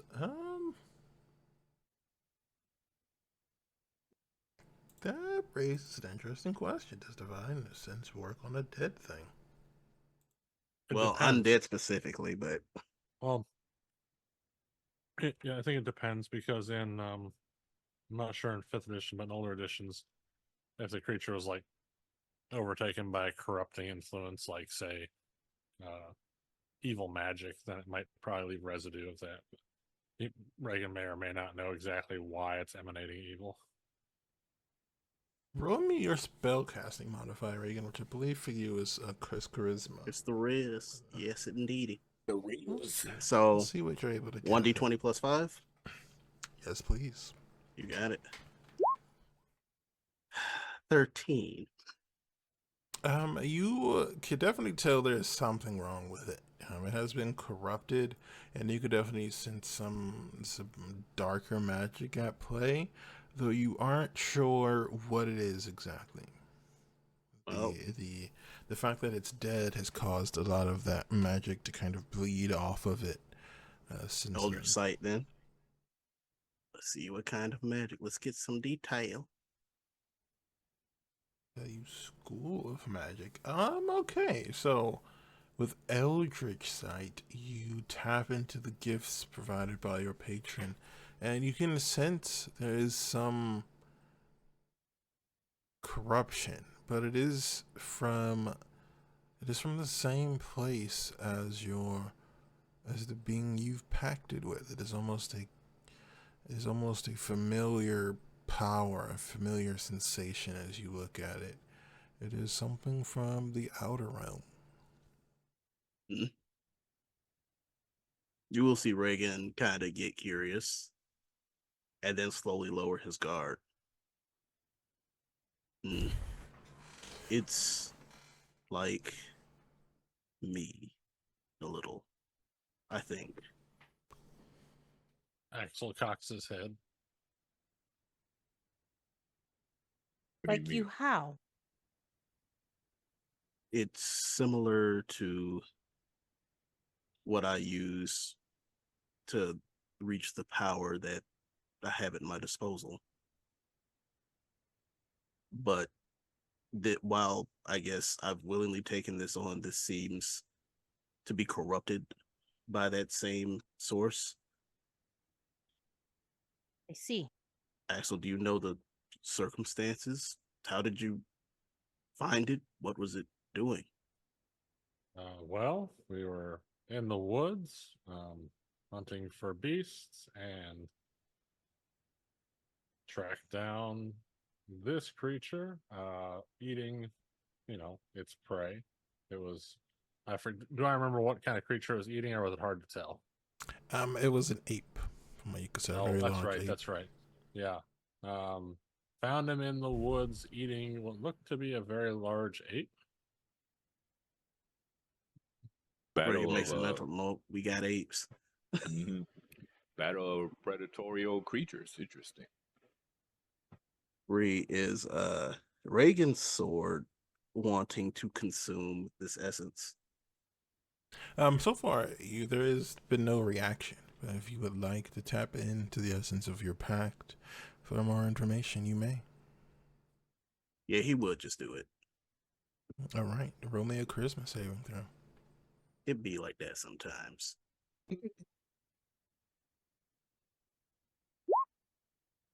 16. You take a moment to center Yo, I'm rolling yourself, so low. to reach your mind into the foreign influence, the gift, the power that saved you once upon a time, and you feel your mind drifting away, being pulled somewhere else, as if stepping beyond the veil for a moment. A comforting alienness wraps around you, and you find yourself standing on a desolate world of black and red. The terrain looks blighted, destroyed, as if someone has found a way to sap the life force from an entire plane.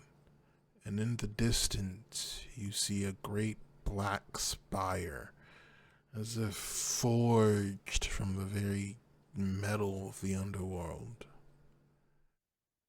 You find yourself being pushed forward again.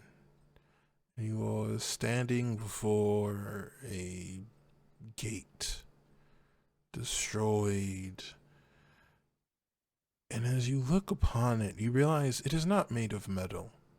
It's made of forged souls. And as you're looking at it, you feel a presence, a malicious one, darkness incarnate. And as it reaches for you, I need you to make me an intelligence saving throw. Oh, there Why it do y'all is. do this to me? Why do y'all do There it this is. to me? Okay. What? That's what I roll high on? 23. That's what I roll Wow. high on. Nailed it. You feel this presence, like a dark hand reaching for your mind, and you lash back, refuse, and you feel the gift of your pact, your patron there with you, and your mind forces this presence away. And you hear a voice, and as this voice fills your mind, an image of a man, desiccated and dry, missing an eye and a hand. Oh. I will be coming for you soon. The rest of you see Reagan fall into a not quite a sleep.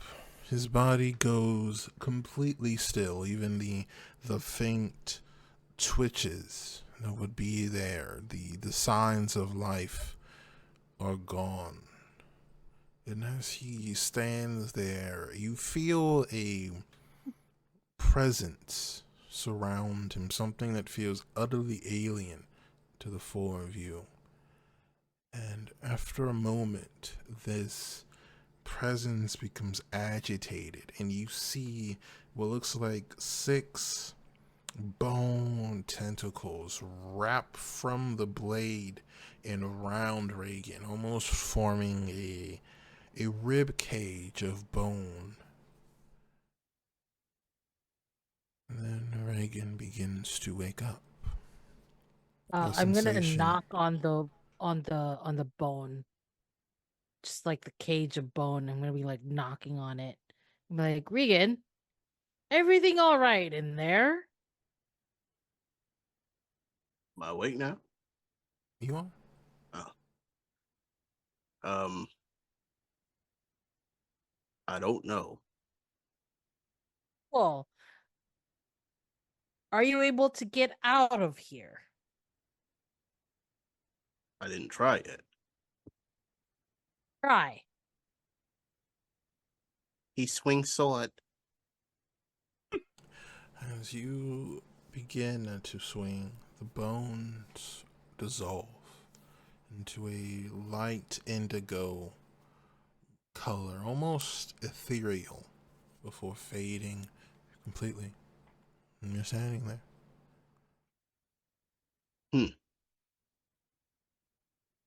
Well, I think I may have more bad news. I went to a different place, one that's not here. Maybe one of those. Massachusetts? I don't know. Well, But It's the greatest state of all. I went, and there was desolation and blackness, and shades of red everywhere, and some spire of forged souls. And then something reached for me and tried to take over me, but I fought it off. But then some being with a missing eye and a missing hand said they were coming for me.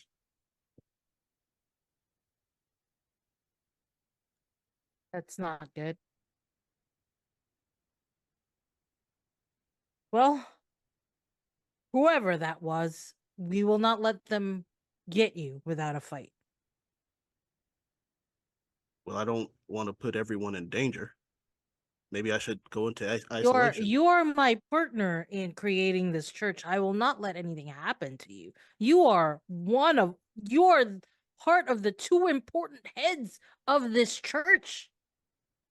I Well, will fight Dewdrop, for you, Regan. if something happens to me, I know you have more than enough wisdom and mind for numbers to carry on without me.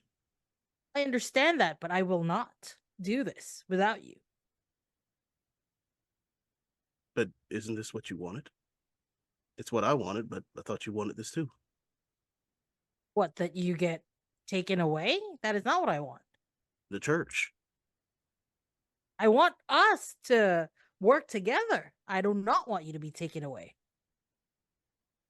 I see. I do not understand what you're saying about me wanting you to be taken away. Not that you want me to be taken away, but don't you think the church and its people are more important than me? No.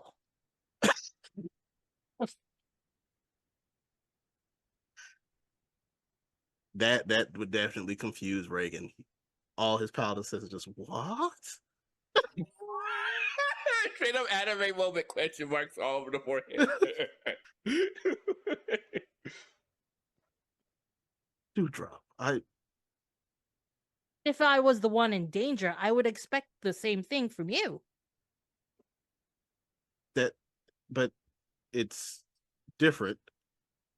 Why? Well, because if, like I If learned I in the disappear, Church of Ados, if you have to be prepared to die for your cause we and are your not oath. Church of Ados. We are the Church of the Nameless Ones.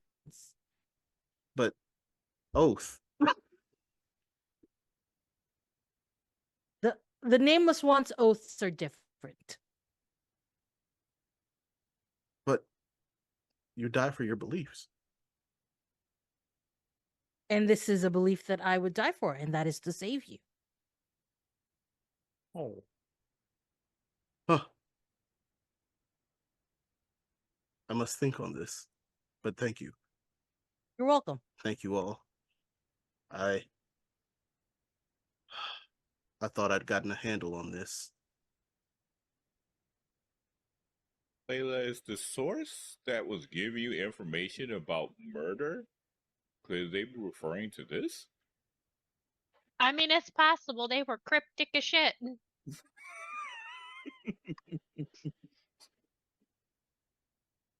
Wow. How would the source have?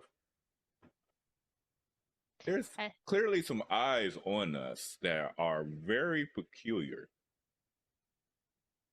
If you're noticing, we have someone after Reagan who patrols a building made of souls with a hand and an eye missing. And we have a source talking to Layla that knows firsthand that danger is after us. Am I the only one curious as to how so many people know our business? We do just leave our business out in the open. We do? I mean, oh, I did not know. I was unaware. I certainly don't keep too many secrets, friend. I know. I don't keep any secrets. I tell you everything. You know Reagan believes you. It's so sad, but you know he believes you. So somehow this individual that wants Reagan is also involved with the lion, bear creature that is before us. If I'm Perhaps, understanding friend. It seems that we share some of the same energies at play, but it's not like I got the opportunity to ask this figure a question. Well, my concern is whatever this desolation place that you saw is also attempting to apply its effect here on our island. Is everyone okay with wanting to take a visit to this location that Axel saw this in so we can make sure that our island is not becoming corrupted? I'm on board with this. I agree. I think we want to make sure that this island here, that we are making our home safe. Exactly. Also, how can we get more people into the church if they're not willing to come here because it is unsafe? We must keep our island and therefore the church safe. there's also some shadows in one of the nearby caves, but I just Demon tell the shadows. locals to. Yeah, I So just there- tell the so there's locals to possibly steer more. clear of it. We should definitely investigate. So there could be more. Yeah, we should. Perfect. Now you see Probably. Axel gets his bow ready. Pretty much Rambo style, getting all the equipment that he has prepared. I'm ready to go. Just let me know when you all are prepared and we can depart. I'm always ready to slay demons that wish to do us harm. Sounds like a plan. This might be the murder that your friend was talking about, Layla. You know, it's entirely possible. I think we should at least go look. And if you know, if We could be the murderers of bad vibes. sounds like a plan to me. Let's go. All right. Ooh, I Yeah. hope we see an upside down pyramid I know, right? That thing's been in my dreams for a little bit. for I a feel like long we time. I've been thinking about it. Can't stop thinking about it. Maybe we should have checked it out when we first saw it that first time, but we had people to take care of, so we want to make sure they were safe. Maybe one day we'll see that pyramid again. Maybe it'll be in the forest, just hanging there ominously, waiting for us to just poke it. Yeah. I mean, it was underground that one time, so all rules are, all bets are off, whatever. That would be a pretty chaotic thing to do, Drop. Indeed. I mean, it's an upside down pyramid. There are no rules. There are no. It's a shame. Reagan did not get high marks in physics. I think the highest. Well, Oh no, go ahead. Sorry. do you all wish to go and visit the site of the battle? Yes. All right. Let's You do all it. set out. It is pretty easy for Axel to lead you all through the forest. Though it is a little bit more difficult, you're not quite as quiet as you were before, bringing 4 people with you. But you arrive there less than 30 minutes later, and you do find the spot where the ape has been killed is slowly dying. It's almost the grass, the dirt is being blighted. It is very slowly spreading out. Okay, I'm going to use one of my useless ranger abilities, aka the primeval awareness, to pretty much detect everything. I think you have now included monstrosity in the list. I think so. Yeah, I'm just detecting to see if there's anything within a 5-mile radius. So you definitely sense a variety of animals in the forest. Roll me. I would say it's wisdom for you because you're a dexterity. Actually, you're a wizard. You're a sorcerer, so you could do either dex. You could pick one of your classes and roll me that spellcasting modifier. It doesn't really matter. So between ranger or charisma, so wisdom Yes. or charisma. Okay, let me check. Oh, definitely wisdom. Nice. That would be a 24.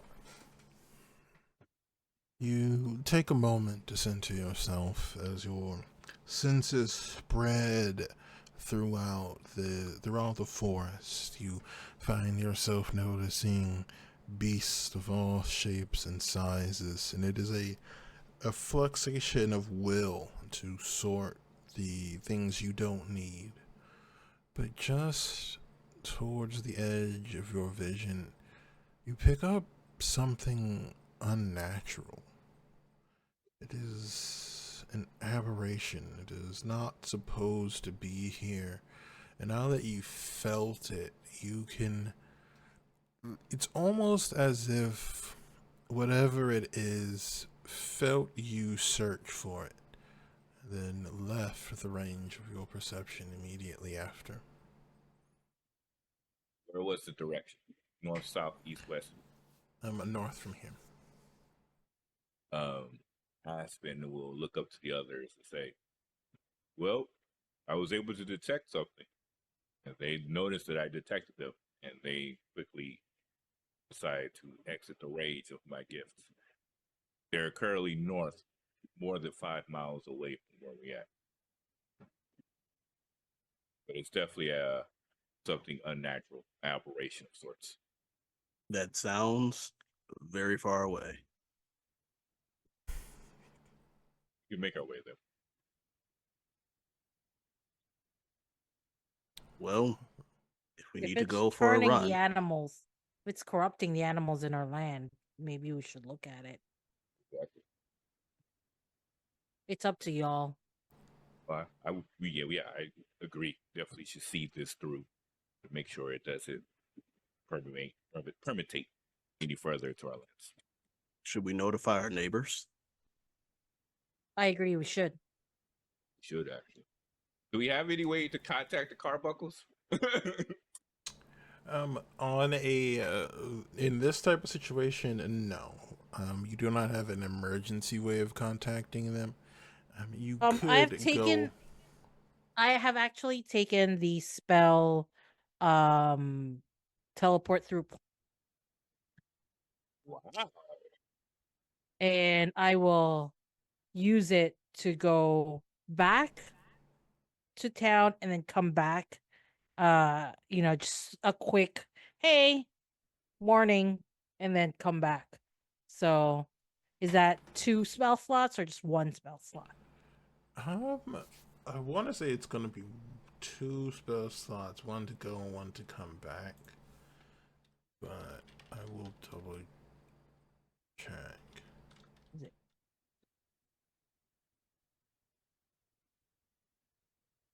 Why did it not show on my thing?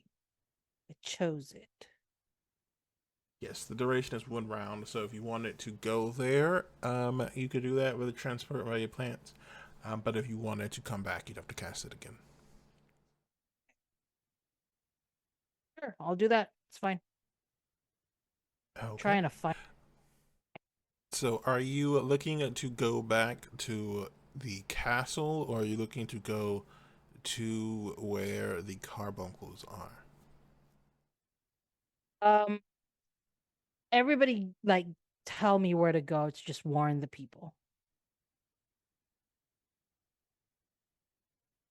I vote just right in the city because we know we'll at least get someone. I'll do that. Well, their settlement, however they live. Never got the invite there, but look, emergency. Okay. Now the spell will last for the entire round, and there are plenty of trees that meet the requirement. So is Dewdrop the only one going, or are all of you going? Reagan absolutely would want to go. But I of course, think only if Dewdrop invites him. Aspen will probably stay behind just to keep an eye out, make sure that nothing. Trying to find the spell. Am I able to carry people with me? Yes. I can't You find it. can I take- remember I added it, but like I can't find it on my character sheet at the moment. So, once you cast the spell, anyone who enters the plant, in this case it'll be a tree, can go through as long as you do so within 1 round. So you basically have to cast the spell, and everyone has to go. Within Okay. 6 seconds. Sweet. All right. Reagan's in. Anybody can go if you'd like to come and then go back. At that, But Reagan's But in. it is a limited time.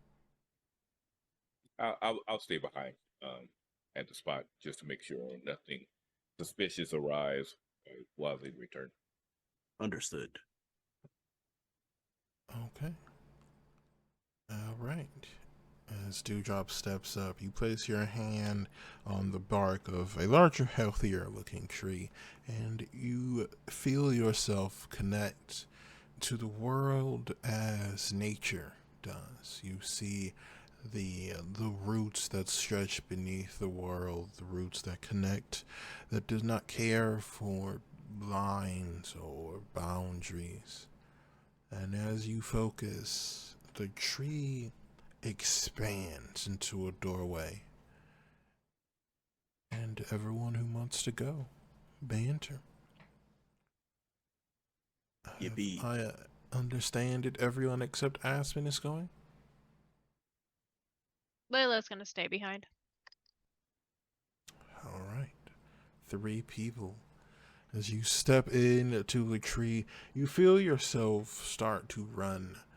And as you do, nature seems to grab hold and guides you down paths unseen.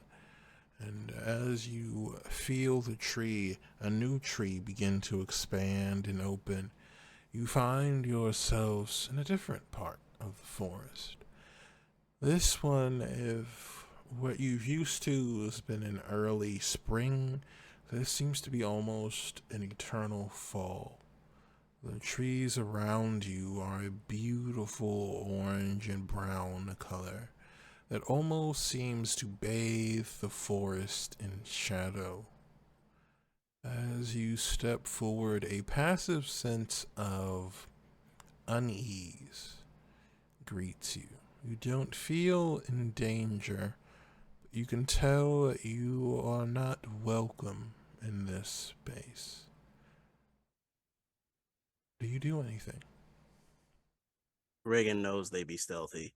So, say, neighbors, I know that I'm here unannounced, myself and my companion, but we have emergency news that we wish to share. Please connect us with the proper representatives, or Queen Kosha herself, if I may.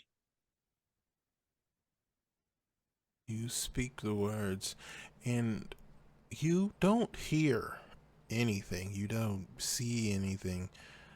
But before you even realized it, there is a very tall and sleek panther in front of you. Has a very nice obsidian gem in the center of their head, and you see around their paws are dark black claws, almost as if they were wearing a glove or weapons. And they look at you three. You are not supposed to be here. Please speak your words. There are infected or blighted creatures infecting the forest we share. I thought it was of the utmost importance to tell your people of the situation. We do not know its origin, nor do we know how it started, but it seems that one of ours was able to strike one down, but whatever was infecting it spread to the very earth itself.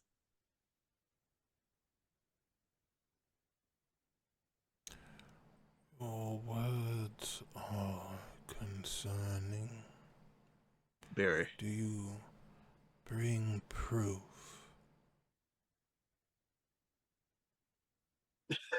Reagan technically is the proof. Do you wish to tap into the gift of your pact in the forest? That is not smart. Reagan will instead say, we have the corpse of one in a storehouse of ours that's been sanctioned off from our citizens interacting with it.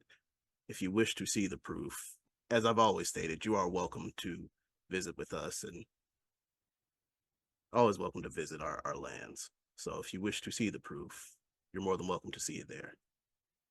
We thought it too dangerous. Okay. Thought too dangerous to bring it on our own, especially to lands. The argument is persuasive. Here we go.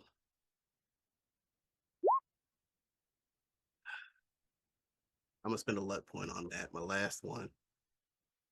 I'm gonna spend my last one. You've been spending these. Correct. You've been spending a lot of these. You know my luck on Roll20, dog. I don't know why. And I got a crit. Let's go. That 20. Crit 29. That is better. That was worth it. Your people Now we're have, cooking with gas. your people have kept to our pact that has brought you some respect from the Queen Mother. I will pass your concerns onward. If you encounter more of this corruption, do let us know. I'd be more than happy to, but you've sent representatives in the past, but we have no way of reaching you until this moment when we just barged in, and I'd hate to do that again. Could we have some more convenient form of communication that's something that you're more keen on utilizing? I will say with a natural 20, I would say that'll still continue here because you did roll a very good success. Well, yippee. Do you speak for your people? I am one of those of us who found this nation. So the two of us, we'd say, have a lot of power and say so, but we are not the leaders solely.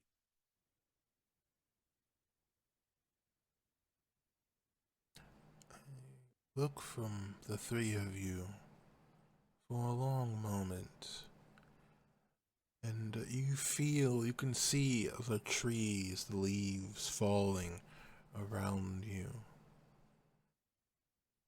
I will offer safe passage through the forest for you who is marked by nature's embrace. And Dewdrop, you feel it's not so much as a pain as it is a warmth, almost like the trees, the plants around you have reached up and embraced you. And on the back of your hand, you find a dull, almost a glassy paw print. As long as you do not seek to cause us harm, you and anyone you wish will be able to come and go freely until this issue has been dealt with. Understood. And you have my thanks. Do you have a title or name by which you wish me to refer you to? Refer to you as. That was bad English, Ursa. That was bad English. That's a bad Ursa. Bad Ursa. I do not have a name proper. I suppose for your kind, you may refer to me as Naveen. Naveen. Understood. Again, you have my thanks. And together I hope that we can solve this problem. I hope it is not as large an issue as it seems, but we will do our part.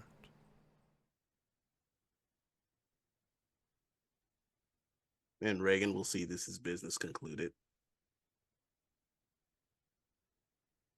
And he's definitely waiting on Dewdrop's cue, because if left to his own devices, he knows he'll get lost in a forest. This is not the streets he would be used to navigating. So No problem. I will take us where we need to go next. Where are we planning on going next again? To the city? Or back to our friends? Where are we going now?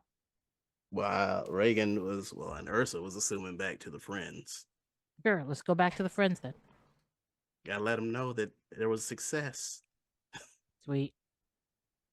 All right, you cast your spell and you step through the trees. Now, Aspen and Layla, while your companions depart on their mission, what do the two of you do? Layla is just keeping the eye out for anything that might resemble any nefarious dealings that might involve murder. Because she's like just head open, eyes open, everywhere. Murder. So I think Aspen starts with that, keeping an eye out multiple different directions. And then after that, he looks towards Layla and says, "Curious, have you tried using something hot recently?" I beg your pardon? Aspen is going to open up his mouth a little bit and blow flame into his hands. And he notices that the immunity to fire still resides. He says, it hasn't changed. You ever curious if it's going to wear off? Well, I mean, it would have wore off by now, I'm assuming. Do you think this is permanent? As long as we're close to one another. Well, I mean, yes, I would guess. I mean, I assumed it was temporary. now that you said that, you put it out into the universe. Hey, I don't mind being connected like this, but I'm just saying it's something to keep an eye out on in case we take it for granted and then suddenly we end up being hotter than we expected. But good to know that at least for now, things is working as it should. It should. So what do you make of that figure with like a missing hand and eyeball after Regan? Like why after Regan? Unless it's something like Autos related, because I remember that paladin back, be grumpy. My assumption is associated with Pila in some way, shape, or form. Yeah, but why would it be after Regan? Because Regan has sworn his oath to Pila. And Pila is technically a demigod, so she's probably a bit outside of her purview. But Regan is one of us. The easier target to tackle. Just seems weird. Oh, it is. It is. I have had a lot of experience in draconic content. This is nowhere near my warehouse, so just along for the ride and making sure everyone stays safe. But you're starting to get pulled into it as well if you're getting clues about us involved in murders or being murdered or being seen around murders. So you might get swept into it as well. Well, as long as they have both of their eyeballs in their hands, I'm okay with that. Yeah, I don't. Can I do a history check to see if I recognize anyone with a missing eyeball and a missing hand? That's pretty stick out characteristics for an individual. Sure, you can do a history check or a religion check. Okay.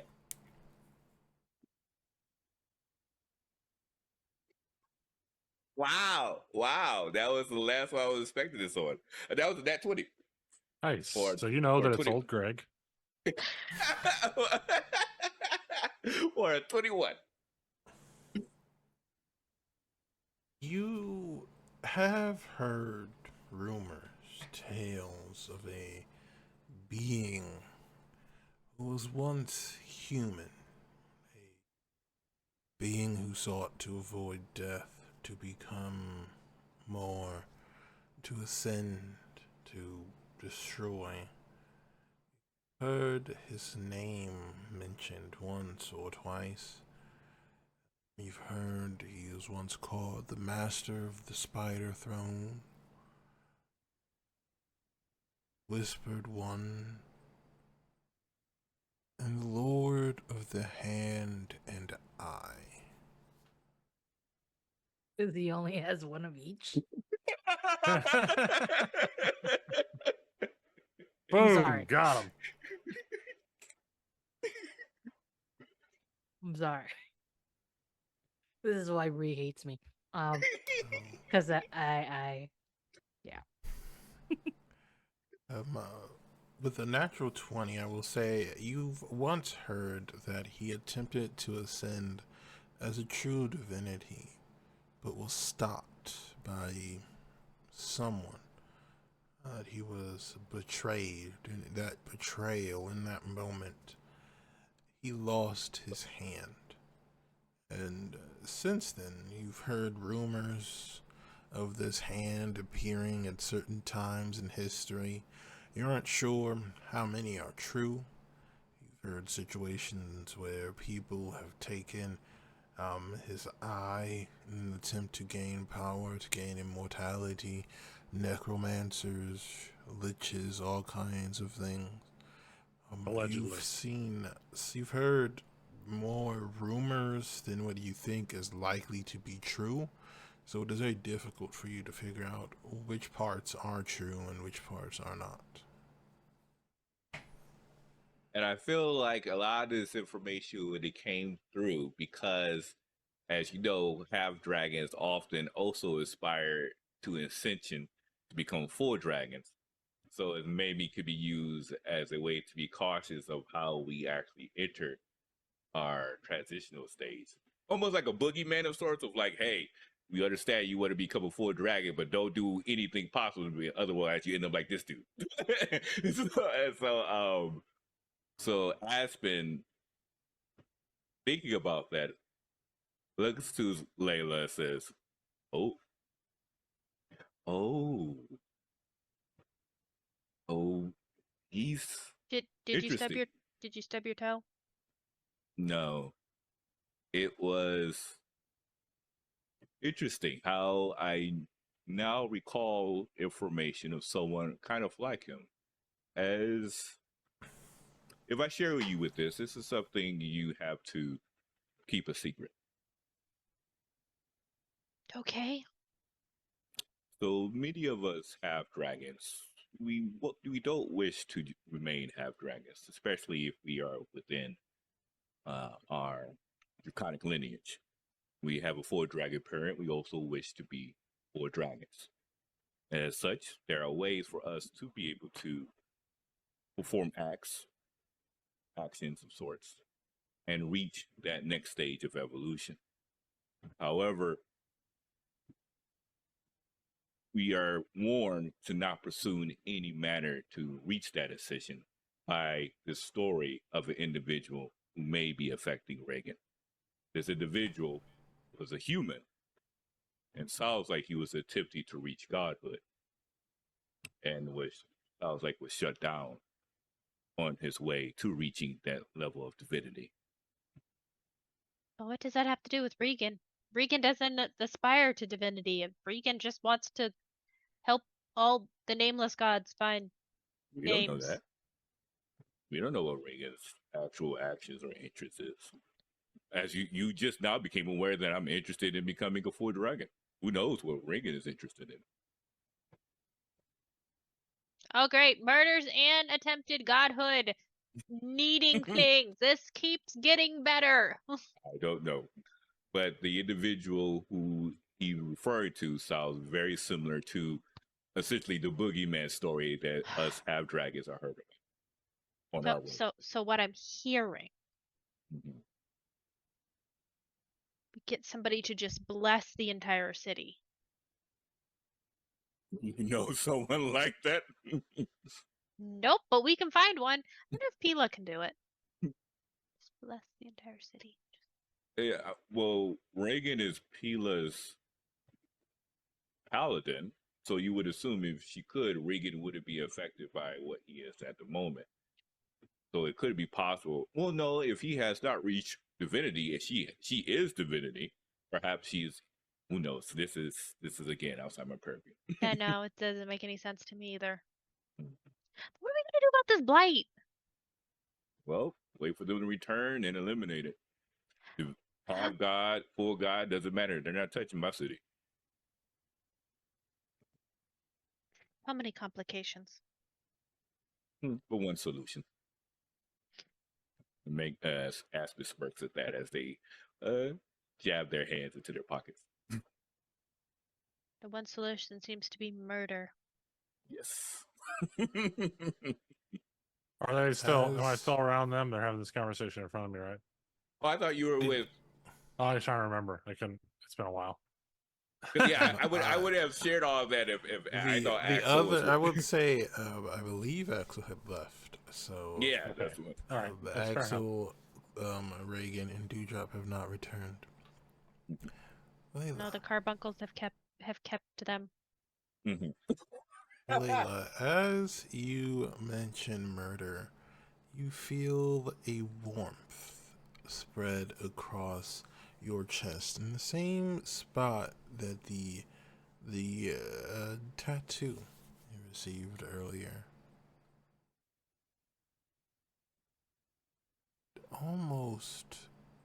Almost as quiet as the wind. You hear a voice, sultry and tempting. All you have to do is ask for help.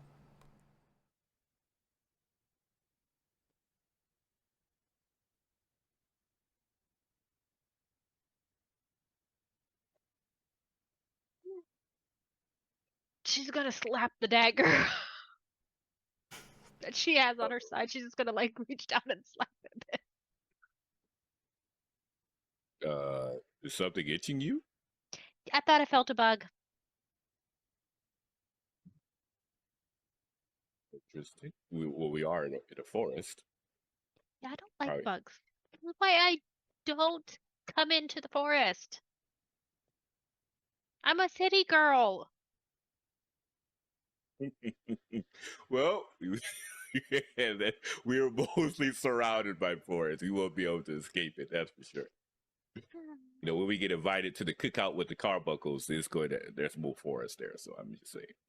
Maybe they're cooking Axel, Regan, and Dewdrop right now. No, they wouldn't do that. As you all are finishing your conversation, a tree begins to pull itself apart. And Dewdrop, Reagan, and Axel step out. See, right on time. The sign of that tree even making so much as a creaking noise, she just slides right behind us.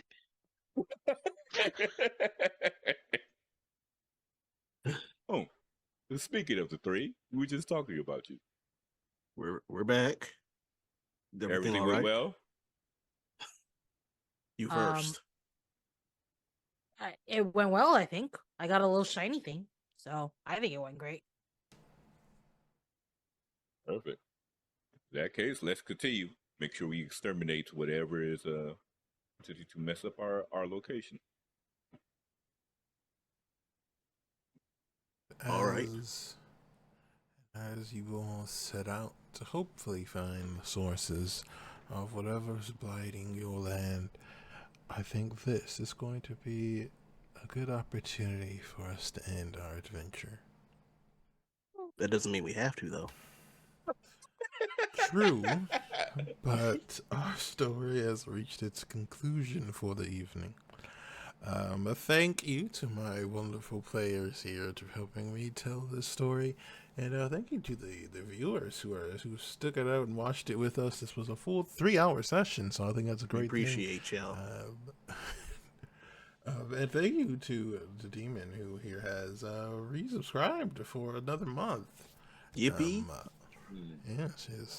You some loyal. quick notifications. We appreciate that. Some quick notifications. We will be back next week to continue this story. A few weeks from now, we will be beginning a new story, a new adventure, as some individuals are forced to contend with dangers and knowledge beyond their understanding. There'll be a little bit more attention for that as announcements about that story comes out. But we'll go ahead and let these wonderful people tell you where you can find them on the internet and what they're up to.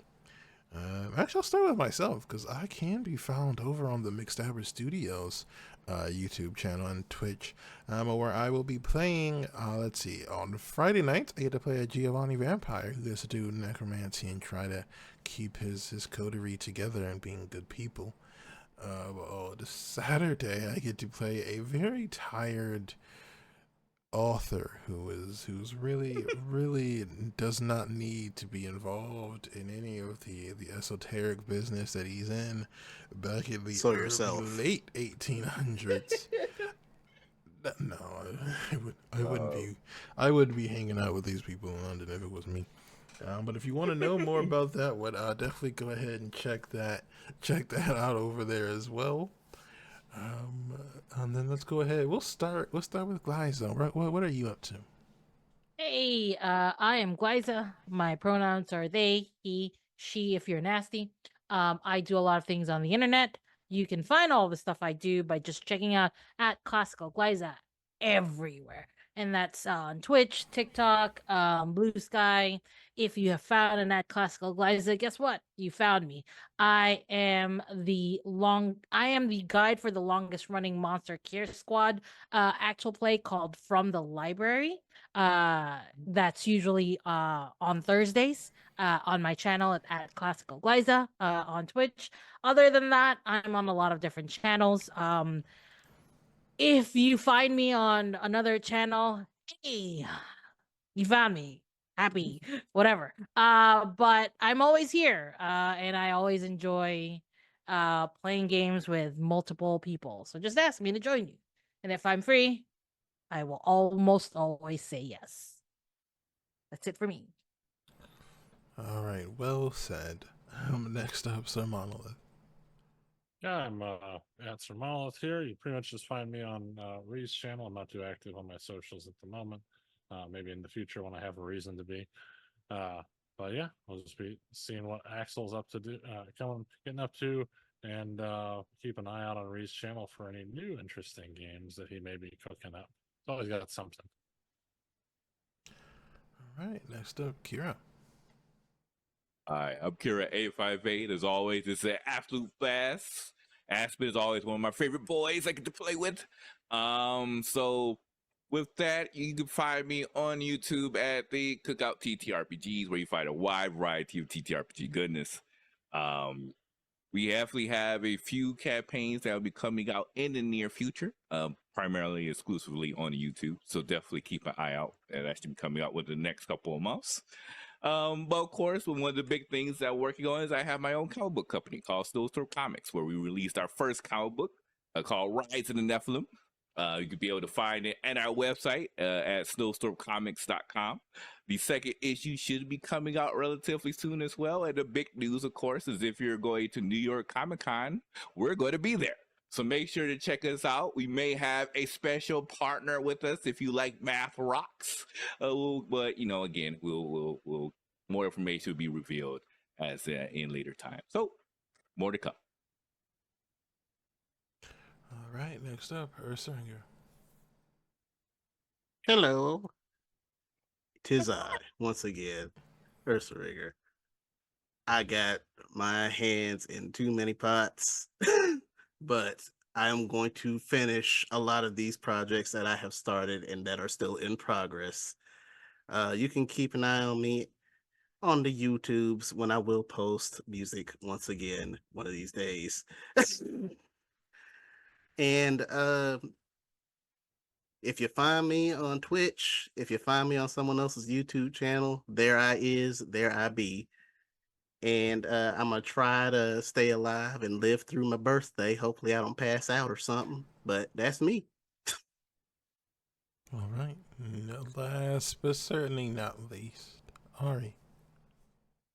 Hi again, I'm Ari. You can find me on Twitter Small Shadow Snack. It's not really active. I don't really use it very much anymore. I'm also on Blue Sky at Aurelia Crane. Don't really use that anymore. Really hardly anyhow. It's just there. But you mostly find me here or over on Kira's channel, where I get up to chaos and shenanery. But you know, that's trope of the point. And also hello to my cat, because she is up to bother me for like the 15th time tonight. All right. And with that, another weekend of games, of stories has reached its conclusion. So I do hope you will join us next week as we continue our stories. And thank you for checking this out with us tonight. Hey Ree, where my grits at?